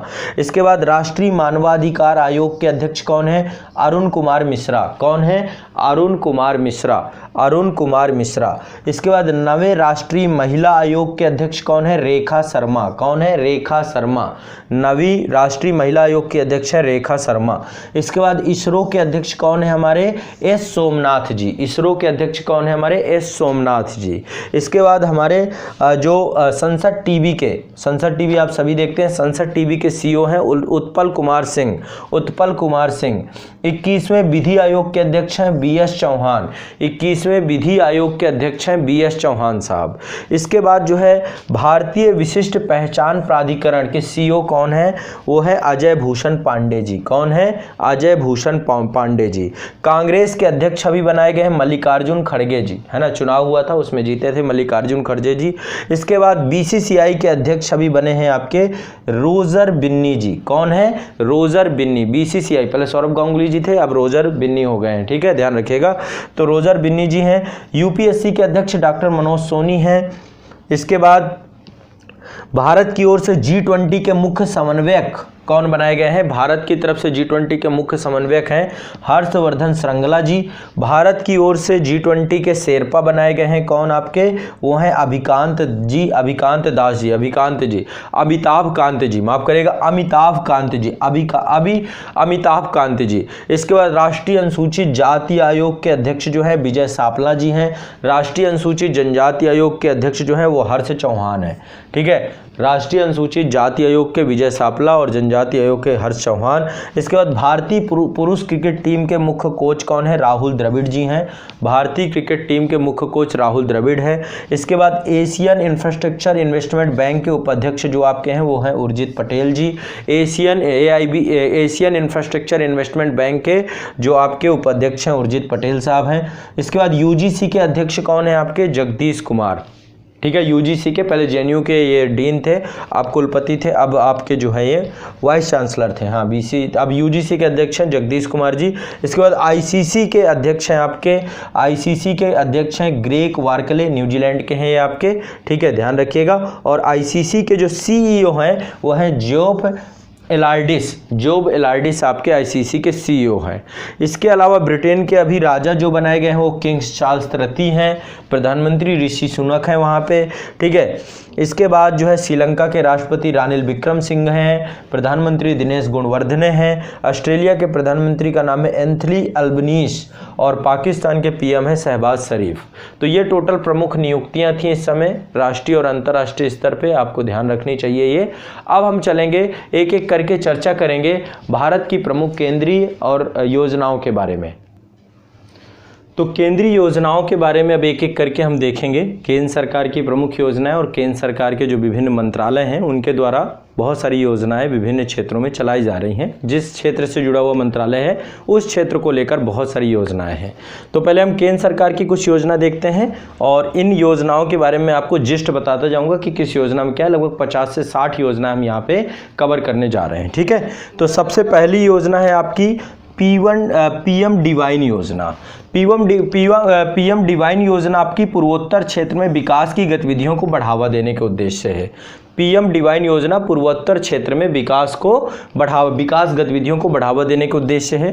पीएम प्रमाण योजना, पीएम प्रणाम योजना आपकी रासायनिक उर्वरकों के उपयोग को कम करने तथा जैविक उर्वरकों के साथ इनके संतुलित उपयोग को प्रोत्साहन करने के उद्देश्य है। पूर्वोत्तर क्षेत्र में विकास गतिविधियों को बढ़ावा देने तथा पीएम प्रणाम योजना रासायनिक उर्वरकों के उपयोग को कम करना और जैविक उर्वरकों के साथ इनके संतुलित उपयोग को प्रोत्साहन देने के उद्देश्य से की गई है। इसके बाद अग्निपथ योजना सेना में तीनों सेवाओं के 4 साल के सैनिकों की भर्ती को लेकर के अग्निपथ आपको पता ही है, मैंने अलग से भी डिस्कस किया था। तो पीएम डिवाइन योजना पूर्वोत्तर क्षेत्र में विकास गतिविधियों को बढ़ावा देना, पीएम प्रणाम योजना रासायनिक उर्वरकों के उपयोग को कम करना एवं जैविक उर्वरकों के साथ इनके संतुलित उपयोग को प्रोत्साहन करना। इसके उद्देश्य से धीरे धीरे हम जैविक उर्वरकों की तरफ आगे बढ़ भी रहे हैं। अग्निपथ योजना तीनों सेनाएं हैं, उनमें 4 साल के लिए सैनिकों की भर्ती को लेकर है, जिनमें से 25% को स्थायी कमीशन दिया जाएगा। 15 वर्षों तक के लिए सेवा जारी करने की अनुमति रखी गई है। आयु सीमा जो है 17.5 साल से 21 वर्ष रखी गई है। चयनित युवाओं को अग्निवीर कहा जाएगा। ठीक है, चयनित युवाओं को अग्निवीर कहा जाएगा। इसके बाद डेयरी सहकारी स्कीम है, जिसमें से आपका जो है इसमें डेयरी क्षेत्र को मजबूत करना, किसानों की आय को दोगुना करना। इसके बाद पीएम गति शक्ति योजना है आपकी, ये पीएम मोदी जी के द्वारा 75वें जो हमारे देश का आज़ादी का अमृत महोत्सव था, 75वें स्वतंत्रता दिवस के अवसर पर इसको जारी किया गया था और इसमें बताया गया था कि 100 लाख करोड़ की लागत से गति शक्ति योजना को दिया जाएगा, जिसके तहत औद्योगिक उत्पादन को बढ़ाया जाएगा, बुनियादी ढांचे का विकास किया जाएगा, युवाओं के लिए रोजगार के अवसर पैदा किए जाएंगे। ये सारा का सारा आत्मनिर्भर अर्थव्यवस्था की तरफ बांटने की बात है। और इस बार जो है बजट में भी पीएम गति शक्ति को लेकर 4 महत्वपूर्ण विजनरी कॉन्सेप्ट रखे गए थे। ठीक है, तो पीएम गति शक्ति योजना आजादी का अमृत महोत्सव में प्रारंभ हुई थी। पीएम पोषण योजना, पीएम पोषण प्रधानमंत्री जी के द्वारा मिड डे मील जो है आपका है, जो मिड डे मील है उसकी अवधि बढ़ा के 5 साल और बढ़ा दी गई है और उसका नाम बदल के पीएम पोषण कर दिया गया। ठीक है, इसका नाम क्या बढ़ा दिया गया? पीएम पोषण।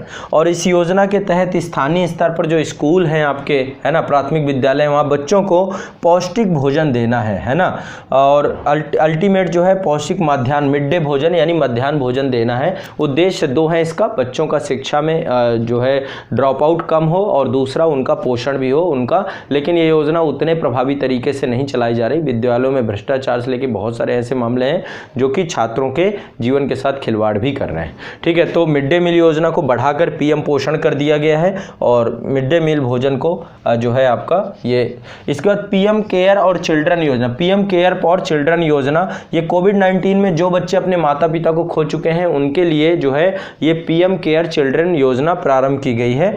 तो एक योजना आपकी ये कोविड में अपने माता पिता को खो चुके बच्चों के लिए प्रारंभ की गई है। इसके बाद जो है आपका ई-100 परियोजना आपकी है। ई-100 परियोजना आपकी पीएम मोदी पर्यावरण के दिवस पर पुणे में इसकी शुरुआत की गई है, ई-100 योजना की। इसका उद्देश्य है भारत में इथेनॉल उत्पादन और वितरण के लिए नेटवर्क स्थापित करना। इसके बाद ग्राम उजाला योजना, ये ग्रामीण क्षेत्रों में सस्ते एलईडी बल्बों को प्रदान करने के उद्देश्य से की गई है, ग्राम उजाला योजना। इसके बाद जो है अगली है आपकी मित्रा योजना। मित्रा योजना कपड़ा उद्योग में निवेश करने से जुड़ी हुई है। ठीक है, मित्रा योजना आपका कपड़ा उद्योग में निवेश को आकर्षित करने के उद्देश्य से जुड़ी है।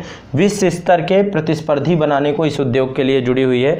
इसके बाद राष्ट्रीय हाइड्रोजन मिशन, इसमें भारत में हाइड्रोजन उत्पादन और उसके निर्यात को वैश्विक केंद्र बनाने के उद्देश्य से जुड़ी हुई है। ठीक है, भारत को हाइड्रोजन उत्पादन भी किया जाए और उसका निर्यात भी किया जाए, तो इसको लेकर के एक चालू किया गया है भारत में। तो ये भी एक बहुत इंपॉर्टेंट है आपका। ठीक है, राष्ट्रीय हाइड्रोजन मिशन चालू किया गया है। इसके बाद अगला है आपका ये नेक्स्ट है अब आपका है स्वच्छ भारत मिशन शहरी 2.0। तो ये आपको पता है स्वच्छ सर्वेक्षण भी चालू किया जाता है इसी कारण से। तो ठोस कचरा प्रबंधन और खुले में शौच से मुक्त शहर को बनाने के उद्देश्य से, ध्यान केंद्रित करने के उद्देश्य से इसको बनाया गया है। इसके बाद है पावरथॉन 2022, ये केंद्रीय ऊर्जा मंत्रालय के द्वारा ये योजना प्रारंभ की गई है और इसका उद्देश्य गुणवत्तापूर्ण बिजली को जो है बिजली की आपूर्ति करना और उसका बिजली का वितरण करना, ये सारा काम जो है इसका है। इसके बाद नमस्ते योजना, नमस्ते योजना सामाजिक न्याय एवं अधिकारिता मंत्रालय द्वारा चालू की गई है। सामाजिक न्याय एवं अधिकारिता मंत्रालय एवं आकाश विकास शहरी मंत्रालय के द्वारा प्रारंभ की गई है। तो इसमें जो है आपका जो सीवर है, सेप्टिक टैंक हैं, उनमें जो काम करने वाले लोग हैं वो मशीनों के द्वारा काम करें और उनके लिए एक परिवेश विकसित करना, सफाई कर्मचारियों की सुरक्षा को ध्यान में रख करके योजना चालू की गई, नमस्ते योजना। ठीक है, नेक्स्ट है आपकी वन नेशन वन फर्टिलाइजर, है ना, ये रसायन और उर्वरक मंत्रालय द्वारा प्रारंभ की गई है। इसमें सभी उर्वरक कंपनियों को अपने उत्पाद जैसे यूरिया हो गया, डीएपी हो गया, भारत नामक एक ही ब्रांड से इनको बेचने को लेकर के बात की गई। अलग अलग ब्रांड से जो ये बेचे जाते हैं, अब केवल और केवल ये भारत नामक ब्रांड से ही ये बेचे जाएं, इस तरीके का इसमें प्रयास किया गया है। ठीक है, तो ये आपकी है वन नेशन वन फर्टिलाइजर योजना। तो वन नेशन वन फर्टिलाइजर के बाद है आपका विलेज डिफेंस गार्ड योजना। ये केंद्रीय गृह मंत्रालय के द्वारा ये योजना चलाई जा रही है और जम्मू कश्मीर के गांवों से आतंकवादी गतिविधियों को निपटाने के लिए चलाई जा रही है। इसके बाद है आपकी कृषि उड़ान योजना 2.0, ये नागरिक उड्डयन मंत्रालय के द्वारा योजना चलाई जा रही है और इसके तहत जो उत्तर पूर्वी पहाड़ी क्षेत्र हैं वहां में किसानों को कृषि उत्पादों के में परिवहन सहायता के लिए इसको चलाया जा रहा है। नागरिक उड्डयन मंत्रालय के द्वारा कृषि उड़ान योजना, जैसे जो नॉर्थ ईस्ट के स्टेट है वहां पे थोड़ा सा कनेक्टिविटी का बहुत प्रॉब्लम है, ट्रांसपोर्टेशन का इशू है, तो उसको लेकर कृषि उड़ान 2.0 योजना नागरिक उड्डयन मंत्रालय के द्वारा उत्तर पूर्वी पहाड़ी क्षेत्रों में किसानों को कृषि उत्पादों के परिवहन सहायता के लिए योजना चलाई जा रही है। इसके बाद है अंतरराष्ट्रीय हवाई संपर्क योजना। तो ये योजना आपकी नागरिक उड्डयन मंत्रालय के द्वारा चलाई जा रही है और ये भी आपकी पूर्वोत्तर राज्यों में अंतरराष्ट्रीय संपर्क को बढ़ाने के उद्देश्य से चलाई जा रही है। ठीक है, तो ये भी पूर्वोत्तर राज्यों के लिए। इसके बाद है स्त्री मनोरक्षा परियोजना, महिला एवं बाल विकास मंत्रालय की है। घरेलू हिंसा का सामना कर रही महिलाओं के मानसिक स्वास्थ्य में सुधार लाने के उद्देश्य से चलाई जा रही है स्त्री मनोरक्षा योजना। इसके बाद मिशन इंद्रधनुष 4.0, ये स्वास्थ्य एवं परिवार कल्याण मंत्रालय द्वारा प्रारंभ किया गया है और ये गर्भवती बच्चे और गर्भवती महिलाओं के टीकाकरण कवरेज के विस्तार को लेकर ये योजना है। इसके बाद है जेंडर संवाद कार्यक्रम, ये भी ग्रामीण विकास मंत्रालय द्वारा चलाई जा रही है। और ये दीनदयाल अंत्योदय योजना, ठीक है, तो जेंडर संवाद कार्यक्रम आपका ग्रामीण विकास मंत्रालय का है। इसके बाद नेक्स्ट है आपका दीनदयाल अंत्योदय योजना, जो आपकी है राष्ट्रीय आजीविका मिशन के तहत जेंडर संबंधी समस्याओं के समाधान को लेकर ये योजना है, पूरी जेंडर संवाद योजना। दीनदयाल अंत्योदय योजना राष्ट्रीय ग्रामीण आजीविका मिशन के तहत जेंडर संबंधी समस्याओं का समाधान करना और साथ ही महिलाओं को सशक्तिकरण, तो महिला वुमेन एम्पावरमेंट से जुड़ी हुई है। इसके बाद सार्थक योजना, ये शिक्षा मंत्रालय की योजना है। तो जो न्यू एजुकेशन पॉलिसी आई है 2020, उसको लागू करने में इसी के योजना के तहत जो है उसको लागू करने में, उसको प्रभावी बनाने में प्रयास किया जाएगा। युवा 2.0 योजना, 30 वर्ष से कम आयु के जो युवा लेखक हैं उनको प्रोत्साहन एवं परामर्श प्रदान करने के उद्देश्य युवा 2.0 योजना आई है। युवा पीएम योजना, ये युवा लेखकों को सलाह देने के लिए, भारतीय लेखक वैश्विक पटल पर व्यक्त करने के लिए इस योजना की शुरुआत की गई है। तो ये सारी शिक्षा मंत्रालय की हैं, सार्थक योजना, युवा 2.0 और युवा पीएम योजना, ठीक है। और जिसमें युवा 2.0 और युवा पीएम योजना ये युवा लेखकों के लिए प्रारंभ की गई है, ठीक है। अगला है वीर गाथा योजना, सीबीएसई के द्वारा प्रारंभ की गई है। स्कूलों में वीरता पुरस्कारों के विजेताओं के बहादुरी और बलिदान के बारे में जागरूकता बढ़ाने के उद्देश्य से ये योजना, जिनको वीरता पुरस्कार मिल चुके हैं, जो हमारे इंडियन आर्मी, इंडियन नेवी और हमारे जो वायुसेना से जुड़े हुए या अन्य किसी भी उसमें जिनको वीरता पुरस्कार प्राप्त हुआ है, उनके बलिदान और बहादुरी के बारे में बताने के लिए है। अगला है स्माइल योजना, ये ट्रांसजेंडर व्यक्तियों तथा भिखारियों को कानूनी तथा सामाजिक सुरक्षा प्रदान करने के उद्देश्य से प्रारंभ की गई है। अगली है श्रेष्ठ योजना, ये सामाजिक न्याय एवं अधिकारिता मंत्रालय के द्वारा प्रारंभ की गई है। इसके तहत जो है आपका अनुसूचित जाति के छात्रों को गुणवत्तापूर्ण आवासीय शिक्षा प्रदान करना इस उद्देश्य से प्रारंभ की गई है। अगली है सीड योजना, ये भी सामाजिक न्याय एवं अधिकारिता मंत्रालय के द्वारा घुमंती जनजातियों के आर्थिक सशक्तिकरण एवं स्वास्थ्य संबंधी जो उनकी समस्याएं हैं उनके निवारण के लिए योजना प्रारंभ की गई है। तो ये आपकी कुछ प्रमुख योजनाएं हैं। इसके अलावा आपकी अगला है deep ocean mission. Deep ocean mission ये पृथ्वी विज्ञान मंत्रालय के द्वारा प्रारंभ किया गया है। इसके तहत सागरी संसाधनों के सतत उपयोग एवं गहरे समुद्र का पता लगाने के लिए इस मिशन की शुरुआत की गई है। इसके बाद है आपका समुद्रयान परियोजना, ये पृथ्वी विज्ञान मंत्रालय के द्वारा इसको भी प्रारंभ किया गया है। इसके तहत भी गहरे समुद्र में खनिजों एवं खनन व अन्वेषण हेतु भारत के पहले, तो पृथ्वी विज्ञान मंत्रालय की दो योजनाएं, ये आपकी डीप ओशन मिशन, ये पृथ्वी विज्ञान मंत्रालय के सागरीय संसाधनों व सतत उपयोग हेतु गहरे समुद्र का पता लगाना, तथा इस मिशन के द्वारा जो है आपका इसकी शुरुआत की गई है।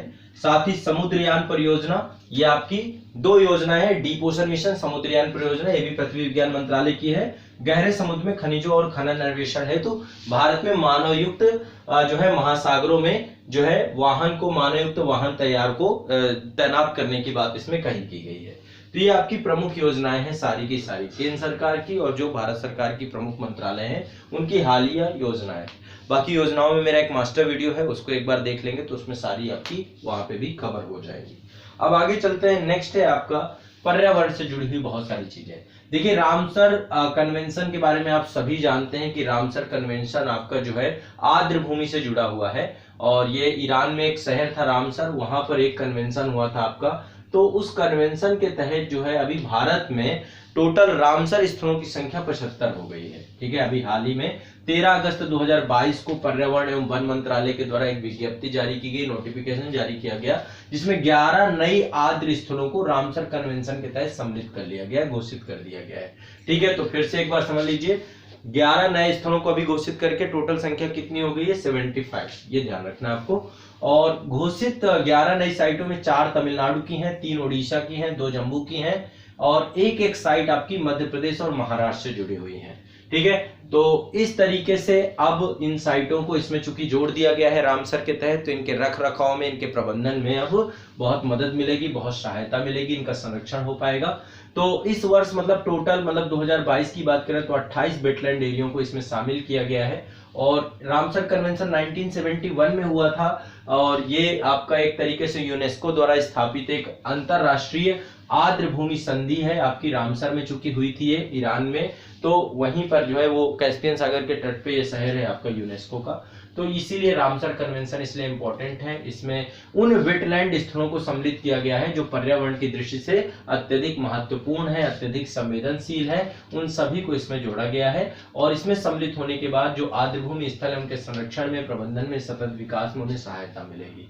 तो आर्द्रभूमि क्या होते हैं? पानी में स्थित मौसमी या स्थायी परिस्थिति तंत्र होते हैं जो एक तरीके से जलमग्न होते हैं या दलदली होते हैं, नमी युक्त होते हैं। जहां पे नमी होती है, दलदल हो सकता है, नदियां हो सकती हैं, झीलें हो सकती हैं, डेल्टा हो सकते हैं, बाढ़ के मैदान हो सकते हैं, चावल के खेत, समुद्री क्षेत्र, तालाब या जलाशय आदि, ये सारे आर्द्रभूमि क्षेत्र के अंतर्गत सम्मिलित होते हैं। जो नमी युक्त भूमि होती है उसको हम इसके तहत जोड़ के देखा जाता है। ठीक है, तो ये फरवरी को भारत ने 1 फरवरी 1982 को हम आर्द्रभूमि से जुड़े हुए संरक्षण के रामसर कन्वेंशन को हमने एक्सेप्ट किया था 1 फरवरी 1982 को, और तब से जो है भारत रामसर में जुड़ा हुआ है। तो अभी 75 टोटल स्थल हैं। ठीक है, ध्यान रखिएगा।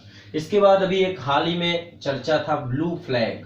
ठीक है, तो ब्लू फ्लैग क्या है? एक तरीके से अंतरराष्ट्रीय इको लेबल, एक तरीके से एक इको लेबल है ये। तो वैश्विक स्तर पर मान्यता प्राप्त है, ये प्रतिष्ठित है, अंतरराष्ट्रीय इको लेबल है इन्वायरमेंट को लेकर के। डेनमार्क में एक फाउंडेशन है जिसका नाम है फाउंडेशन फॉर एनवायरमेंट, उसके द्वारा ये इको लेबल दिया जाता है। और ये क्यों दिया जाता है? यह मतलब पर्यावरणीय शिक्षा, संरक्षण और चिरस्थायी विकास पद्धतियों के माध्यम से पर्यटन को बढ़ावा देना, टूरिज्म को बढ़ावा देना और उसको निरंतर बनाए रखना, सतत बनाए रखना, उस उद्देश्य से ये इको लेबल दिया जाता है।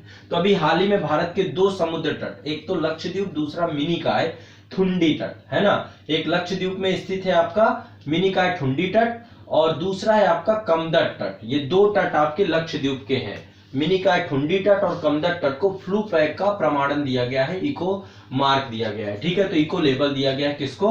आपका एक तो मिनिकॉय का आपका थुंडी तट है, कमदट तट है। ठीक है, इसके साथ ही ब्लू फ्लैग के तहत प्रमाणित समुद्र तटों की संख्या 12 हो गई। टोटल कितने समुद्र तट हो गए हैं? 12। ध्यान रखिएगा, 12 समुद्र तट हो गए हैं। तो ये आपका पहली जानकारी थी पर्यावरण से जुड़ी हुई। इसके बाद आपका लेह हवाई अड्डा। ठीक है, लेह हवाई अड्डा को भारतीय विमानपत्तन प्राधिकरण द्वारा भारत के पहले कार्बन न्यूट्रल हवाई अड्डे के रूप में विकसित किया जा रहा है। कार्बन न्यूट्रल मतलब कि यहाँ पे बिल्कुल भी कार्बन एमिशन नहीं होगा, और तो कार्बन न्यूट्रल हवाई अड्डे के रूप में लेह हवाई अड्डा लद्दाख में है, इसको विकसित किया जा रहा है। इसके अलावा भारत का पहला डुगोंग संरक्षण रिजर्व तमिलनाडु राज्य में बनाया गया है। तो डुगोंग संरक्षण रिजर्व आपका भारत में पहला बनाया गया है तमिलनाडु राज्य में। जैसलमेर राज्य में 600 मेगावाट क्षमता का विश्व का सबसे बड़ा पवन सौर ऊर्जा संयंत्र चालू किया जा रहा है। तो पवन सौर ऊर्जा संयंत्र आपका जैसलमेर में 600 मेगावाट क्षमता का प्रारंभ हो रहा है। इसके बाद दासापारा गांव, ये त्रिपुरा में अवस्थित है, भारत का पहला परिवर्तित जल जैव गांव बन गया है। कैसा है? जैव गांव, बायो विलेज के तौर पे इसको डेवलप किया गया है। तो दासापारा गांव के बारे में आपको जानना चाहिए। मोढेरा गांव, मोढेरा गुजरात में पड़ता है, यहाँ पे आपका सूर्य मंदिर भी है, कोणार्क में और मोढेरा में। तो मोढेरा में भारत का पहला ये आपका सौर ऊर्जा से संचालित, पूरी तरीके से सौर ऊर्जा से संचालित 24x7 सौर ऊर्जा से संचालित गांव घोषित कर देगा मोढेरा को। ठीक है, इसके बाद ब्लू एनर्जी मोटर्स द्वारा भारत का पहला तरल प्राकृतिक गैस सीएनजी ईंधन वाला ग्रीन ट्रक पुणे में लॉन्च किया गया है। ठीक है, तो ये भी आपको ध्यान में रखना है। ब्लू एनर्जी मोटर द्वारा भारत का पहला तरल प्राकृतिक गैस सीएनजी ईंधन द्वारा ग्रीन ट्रक पुणे में लॉन्च किया गया है। तमिलनाडु राज्य ने भारत के पहले सिलेंडर लोरिस अभ्यारण्य को भी अधिसूचित किया है। तो भारत का पहला सिलेंडर लोरिस अभ्यारण्य तमिलनाडु के द्वारा बनाया गया है। हरियाणा जो है अरावली रेंज में दुनिया का सबसे बड़ा जंगल सफारी पार्क बनाने जा रहा है, उसकी घोषणा भी वहां के गवर्नमेंट के द्वारा की गई है। और ब्राजील, आपको पता है अमेजॉन के जंगलों को विश्व का हृदय बोला जाता है ना, लंग्स बोला जाता है। तो अभी बड़े स्तर पे ब्राजील डेवलपमेंट के नाम पे ब्राजील अमेजॉन के जंगलों को काट रहा है। तो विश्व में सबसे ज्यादा 2021 में वनों की कटाई ब्राजील के द्वारा की गई। ठीक है, जो कि अपने आप में बड़ा ही एक तरीके से चिंता का विषय बनता जा रहा है। और लगातार आग भी लगती रहती है वहां के जंगलों में, तो उससे भी नष्ट होते रहते हैं और बड़े स्तर पे जीव जंतुओं का आवास स्थल है। तो अमेजॉन के जंगलों को इस तरीके से काटा जाना पूरे विश्व के लिए चिंता का विषय। पूरे विश्व में जहां जहां भी फॉरेस्ट एरिया हम बढ़ाने की बात कर रहे हैं और लगातार डेवलपमेंट के नाम पे वो कटेंगे, तो निश्चित तौर पे ये अपने आप में एक नकारात्मक सूचक है। COP26 हुआ था अभी तो जलवायु परिवर्तन को लेकर के ग्लासगो स्कॉटलैंड में सम्मेलन था, यहाँ पे भारत के प्रधानमंत्री पहुंचे थे, प्रधानमंत्री ने भाग लिया था। उन्होंने यहाँ पे पंचामृत बोला, 5 मंत्र दिए और भारत के इससे एनवायरमेंटल विजनरी गोल हमारे जो है इससे पता चलते हैं पंचामृत से कि हम क्या एनवायरमेंट को लेकर आने वाले समय पे कंट्रीब्यूट करने जा रहे हैं। तो सबसे पहली चीज, भारत 2030 तक गैर जीवाश्म ऊर्जा क्षमता को 500 गीगावाट तक पहुंचाएगा, ये पहला लक्ष्य हमने निर्धारित किया है। दूसरा लक्ष्य हमने बनाया कि भारत 2030 तक अपनी 50% ऊर्जा जरूरतों को अक्षय और गैर जीवाश्मी ऊर्जा से पूरा करने का प्रयास करेगा। तो एक काम हमने ये भी, एक लक्ष्य हमने ये भी बनाया है। तीसरा लक्ष्य है कि भारत 2030 तक कुल अनुमानित कार्बन उत्सर्जन में 1 बिलियन टन की कमी करेगा, तो कार्बन उत्सर्जन में कमी करेंगे हम।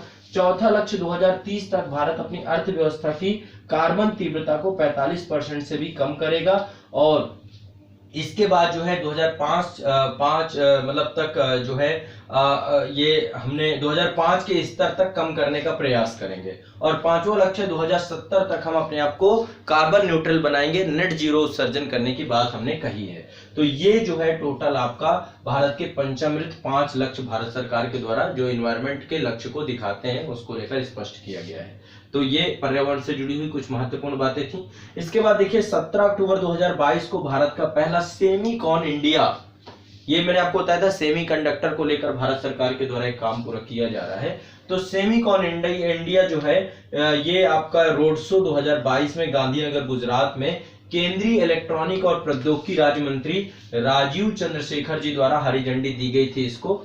और इसके द्वारा जो है ये भारत को सेमीकंडक्टर डिजाइन उद्योग को बढ़ावा देने के उद्देश्य से और ये जो है पूरा का पूरा इलेक्ट्रॉनिक और सूचना प्रौद्योगिकी मंत्रालय के द्वारा इसको डेवलप किया जा रहा है और उसके द्वारा शुरू की गई है श्रृंखला।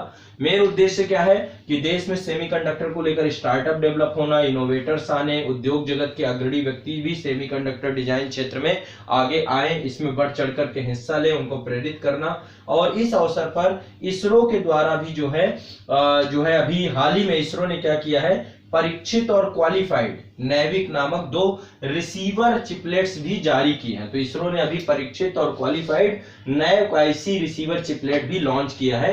तो सेमीकंडक्टर को लेकर के सेमीकॉन इंडिया की ये जो है आपका रोड शो आपका आयोजित किया गया था सेमीकंडक्टर डिजाइन को लेकर के, ठीक है।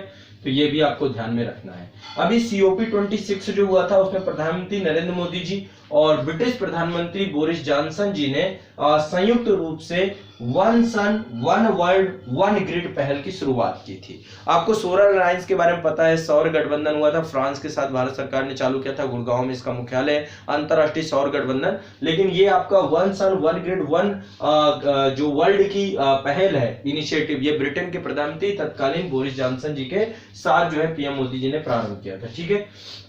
इसके बाद IBM क्वांटम नेटवर्क में शामिल होने देश का होने वाला पहला भारतीय संस्थान बन गया, ठीक है। IIT मद्रास मतलब IBM क्वांटम कंप्यूटर नेटवर्क में शामिल हुआ है, तो भारत का पहला संस्थान IIT मद्रास बना है जो IBM के क्वांटम नेटवर्क में शामिल होने वाला पहला भारतीय संस्थान है।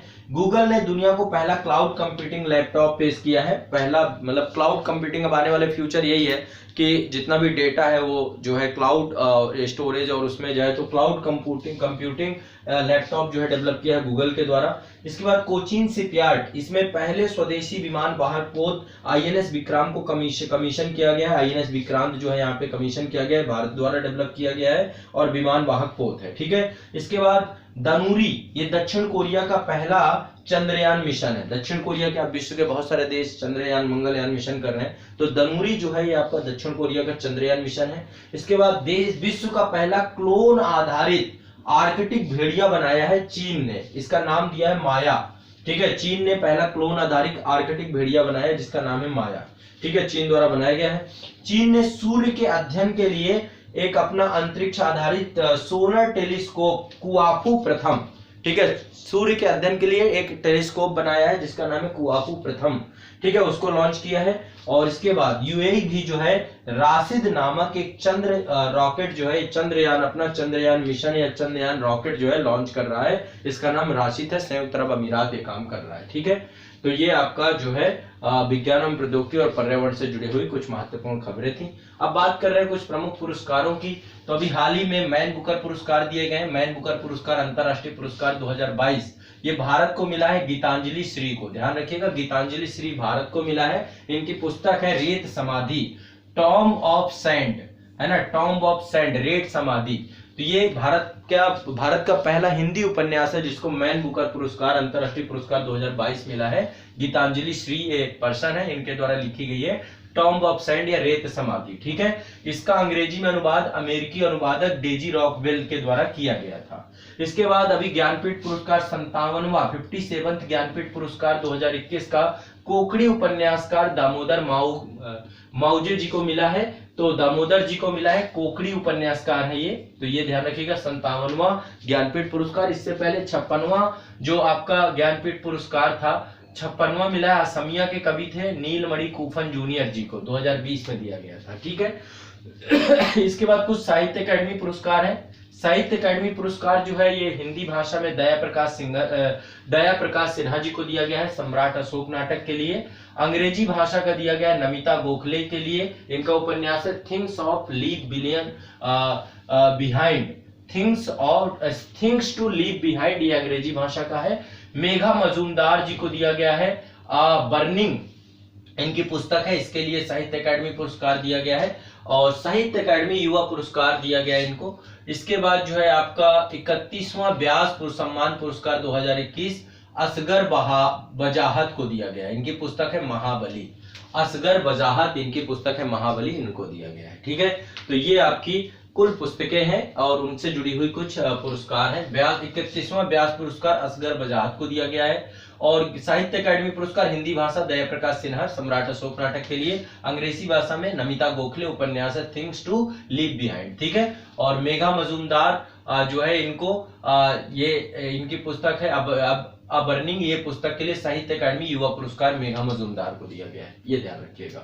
अब बात कर रहे हैं खेल से जुड़ी हुई कुछ महत्वपूर्ण चीजों के लिए। एक तो आईसीसी अंडर 19 क्रिकेट विश्व कप का पहला संस्करण 2023 में होने जा रहा है। आईसीसी अंडर 19 क्रिकेट विश्व कप का, ये महिलाओं के लिए है, ध्यान रखिएगा, महिलाओं के लिए। अंडर 19 महिला आईसीसी महिला अंडर 19 क्रिकेट विश्व कप का पहला संस्करण दक्षिण अफ्रीका में आयोजित होने जा रहा है। तो ये ध्यान रखिएगा 2023 में होगा। इसके बाद अंडर 23 विश्व कुश्ती चैंपियनशिप 2022 में स्वर्ण पदक जीतने वाले पहले भारतीय पहलवान बने हैं अमन सहरावत। नाम पूछे जाते हैं कई बार पहलवानों के, तो अमन सहरावत जी विश्व चैंपियनशिप में स्वर्ण पदक इन्होंने जीता अंडर 23 में। इसके बाद ICC player of the month को जीतने वाली पहली भारतीय महिला खिलाड़ी बनी है हरमनप्रीत कौर। ठीक है, सितंबर 2022 के लिए इनको दिया गया है ये player of the month Harmanpreet Kaur. इसके बाद डायमंड लीग 2022 हुई है, इसमें भाला फेंक प्रतियोगिता थी, इसको भारतीय खिलाड़ी नीरज चोपड़ा जो है डायमंड लीग 2022 में भाला फेंक में इन्होंने खिताब जीता है, ये ध्यान रखिएगा। इसके बाद अंतरराष्ट्रीय क्रिकेट में 950 विकेट पूरा करने वाले तेज भारतीय गेंदबाज जेम्स एंडरसन बन गए हैं। तो जेम्स एंडरसन जो है आपके ये 950 विकेट लिया इन्होंने। ठीक है, और ध्यान रखिएगा अंतरराष्ट्रीय क्रिकेट में। फिर अंडर 20 विश्व कुश्ती चैंपियनशिप में स्वर्ण पदक जीतने वाला पहला भारतीय महिला खिलाड़ी ये बनी है अंतिम पघाल। कौन बनी है? अंतिम पघाल। कौन बनी है? अंतिम पघाल। इसके बाद क्रिकेट के तीनों प्रारूपों में 100 मैच खेलने वाले पहले भारतीय खिलाड़ी विराट कोहली बने हैं। 100 मैच खेलने वाले पहले खिलाड़ी विराट कोहली बने हैं। एक दिवसीय क्रिकेट में 150 विकेट लेने वाले सबसे तेज भारतीय गेंदबाज मोहम्मद शमी बन गए हैं। अहमदाबाद शहर को विश्व का सबसे बड़ा खेल शहर के रूप में विकसित करने की घोषणा की गई है। अंतरराष्ट्रीय क्रिकेट में राहुल द्रविड़ जी को पीछे छोड़कर दूसरे सबसे ज्यादा रन बनाने वाले खिलाड़ी विराट कोहली बन गए। ठीक है, अहमदाबाद को भारत में सबसे बड़ा खेल शहर के तौर पर विकसित करने की, विश्व में सबसे बड़ा खेल शहर बनाने की बात की गई है। और अंतरराष्ट्रीय क्रिकेट में राहुल द्रविड़ जी को पीछे छोड़कर भारत के दूसरे सबसे ज्यादा रन बनाने खिलाड़ी विराट कोहली बन गए हैं। 33वां ग्रीष्मकालीन ओलंपिक कहाँ होगा? 2024 में होगा, पेरिस में, फ्रांस में। ध्यान रखिएगा, इससे पहले टोक्यो जापान में हुआ था। 34वां ग्रीष्मकालीन ओलंपिक 2028 में होगा, लॉस एंजलिस में होगा, ये भी ध्यान रखिएगा। तो अगला ग्रीष्मकालीन ओलंपिक जो होगा वो पेरिस में होगा, फ्रांस में। और 34वां ग्रीष्मकालीन ओलंपिक 2008 में लॉस एंजलिस में। 25वां शीतकालीन ओलंपिक 2026 में होगा, इटली में। तो ग्रीष्मकालीन फ्रांस में, 2024 में और 2026 में शीतकालीन ओलंपिक इटली में।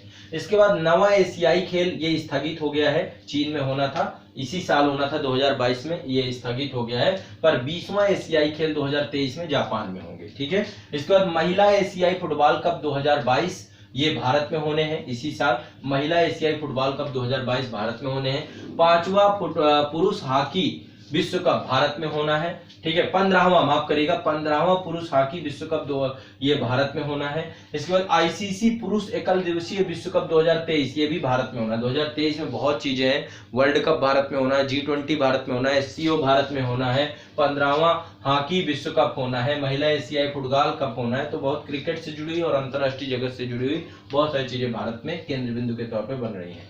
इसके बाद जो है आपका आईसीसी पुरुष एकल दिवसीय विश्व कप 2023 का भारत में होगा, 2027 का दक्षिण अफ्रीका में होगा। दक्षिण अफ्रीका, जिम्बाब्वे, नामीबिया साथ में होगा। और 2031 का भारत और बांग्लादेश दोनों के साथ होने वाला है। ठीक है। इसके बाद आईसीसी पुरुष T20 विश्व कप 2022 का ऑस्ट्रेलिया में था, है ना, अभी हाल ही में। और इसके बाद इंग्लैंड इसमें जीता है, इंग्लैंड विजेता था, भारत बाहर हो गया, है ना। तो पाकिस्तान और इंग्लैंड दोनों थे, इंग्लैंड जीता है। 2024 में अमेरिका और वेस्ट इंडीज वाले क्षेत्र में होगा और 2026 में श्रीलंका में होगा, भारत श्रीलंका क्षेत्र में। इसके बाद नेक्स्ट है 2028 में ऑस्ट्रेलिया और न्यूजीलैंड में। ठीक है। अगला है चैंपियंस ट्रॉफी 2025, ये पाकिस्तान में होनी है। ठीक है। चैंपियंस ट्रॉफी 2029 भारत में होनी है। 8वां आईसीसी महिला T20 वर्ल्ड कप 2023 में होगा। 8वां आईसीसी महिला T20 वर्ल्ड कप 2023 दक्षिण अफ्रीका में होगा। आईसीसी महिला एक दिवसीय क्रिकेट विश्व कप 2025 ये भारत में होगा। भारत का पहला विश्व बधिर T20 क्रिकेट चैंपियनशिप 2023 में केरल में होनी है आपकी। ठीक है। इसके बाद राष्ट्रमंडल खेल 2026 में होने विक्टोरिया ऑस्ट्रेलिया में। राष्ट्रमंडल खेल 2026 में होंगे विक्टोरिया ऑस्ट्रेलिया में। इसके बाद 5वां खेलो इंडिया यूथ गेम्स आपके भोपाल MP में होने हैं। 5वें खेलो इंडिया यूथ गेम्स भोपाल में होने हैं। विश्व बैडमिंटन चैंपियनशिप आपकी भारत में होगी। 22वां फीफा फुटबॉल विश्व कप कतर में होगा, अभी हो रहा है, चल रहा है ना, फीफा वर्ल्ड कप अभी चल रहा है आपका। इसके बाद 23वां फीफा फुटबॉल विश्व कप जो है ये अमेरिका में होगा अगले साल, अमेरिका, मैक्सिको और कनाडा में 2026 में। 23वां अभी जो हाल में चल रहा है 22वां कतर में, ये इससे क्वेश्चन बनेगा, कतर में पूछा जाएगा। और 23वां फीफा फुटबॉल विश्व कप ये आपका 2026 में फुटबॉल में, ये यूएसए मैक्सिको में होगा। ठीक है। फीफा महिला फुटबॉल विश्व कप 2023 का ये ऑस्ट्रेलिया और न्यूजीलैंड में होगा। और फीफा अंडर 17 महिला विश्व कप भारत में होगा इसी साल 2022 में। ठीक है। फीफा महिला अंडर 17 विश्व कप और फीफा अंडर 17 पुरुष विश्व कप ये पेरू में होगा 2023 में। तो फीफा का जो विश्व कप है पुरुषों का वो आपका इसी साल कतर में हो रहा है 2022 में, ध्यान रखना है। ये आपका खेल से जुड़ी हुई महत्वपूर्ण जानकारी थी। तो अभी हाल में हमने क्या क्या चीजें देखी, राष्ट्रीय घटनाक्रम में कई सारे विषयों को बताया मैंने, अंतरराष्ट्रीय घटनाक्रम में कई सारे विषयों को देखा, आगामी बैठकें देखी आपने, कि भारत सरकार की सभी प्रमुख योजनाएं देखी, सूचकांक आपने देखे, राष्ट्रीय अंतरराष्ट्रीय नियुक्तियों के बारे में चर्चा हुई, पर्यावरण के बारे में चर्चा हुई, पुरस्कार और खेल परिदृश्य के बारे में चर्चा हुई, विज्ञान प्रौद्योगिकी से जुड़ी हुई विषय वस्तु को लेकर चर्चा हुई।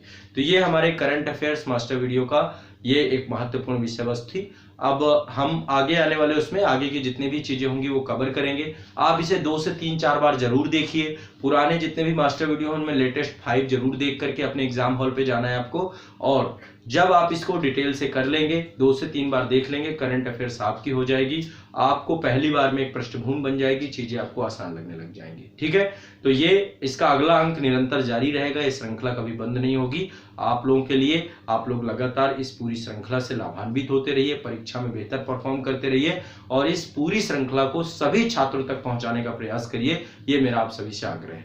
तो मिलते हैं अगले अंक में, अगले मास्टर वीडियो में।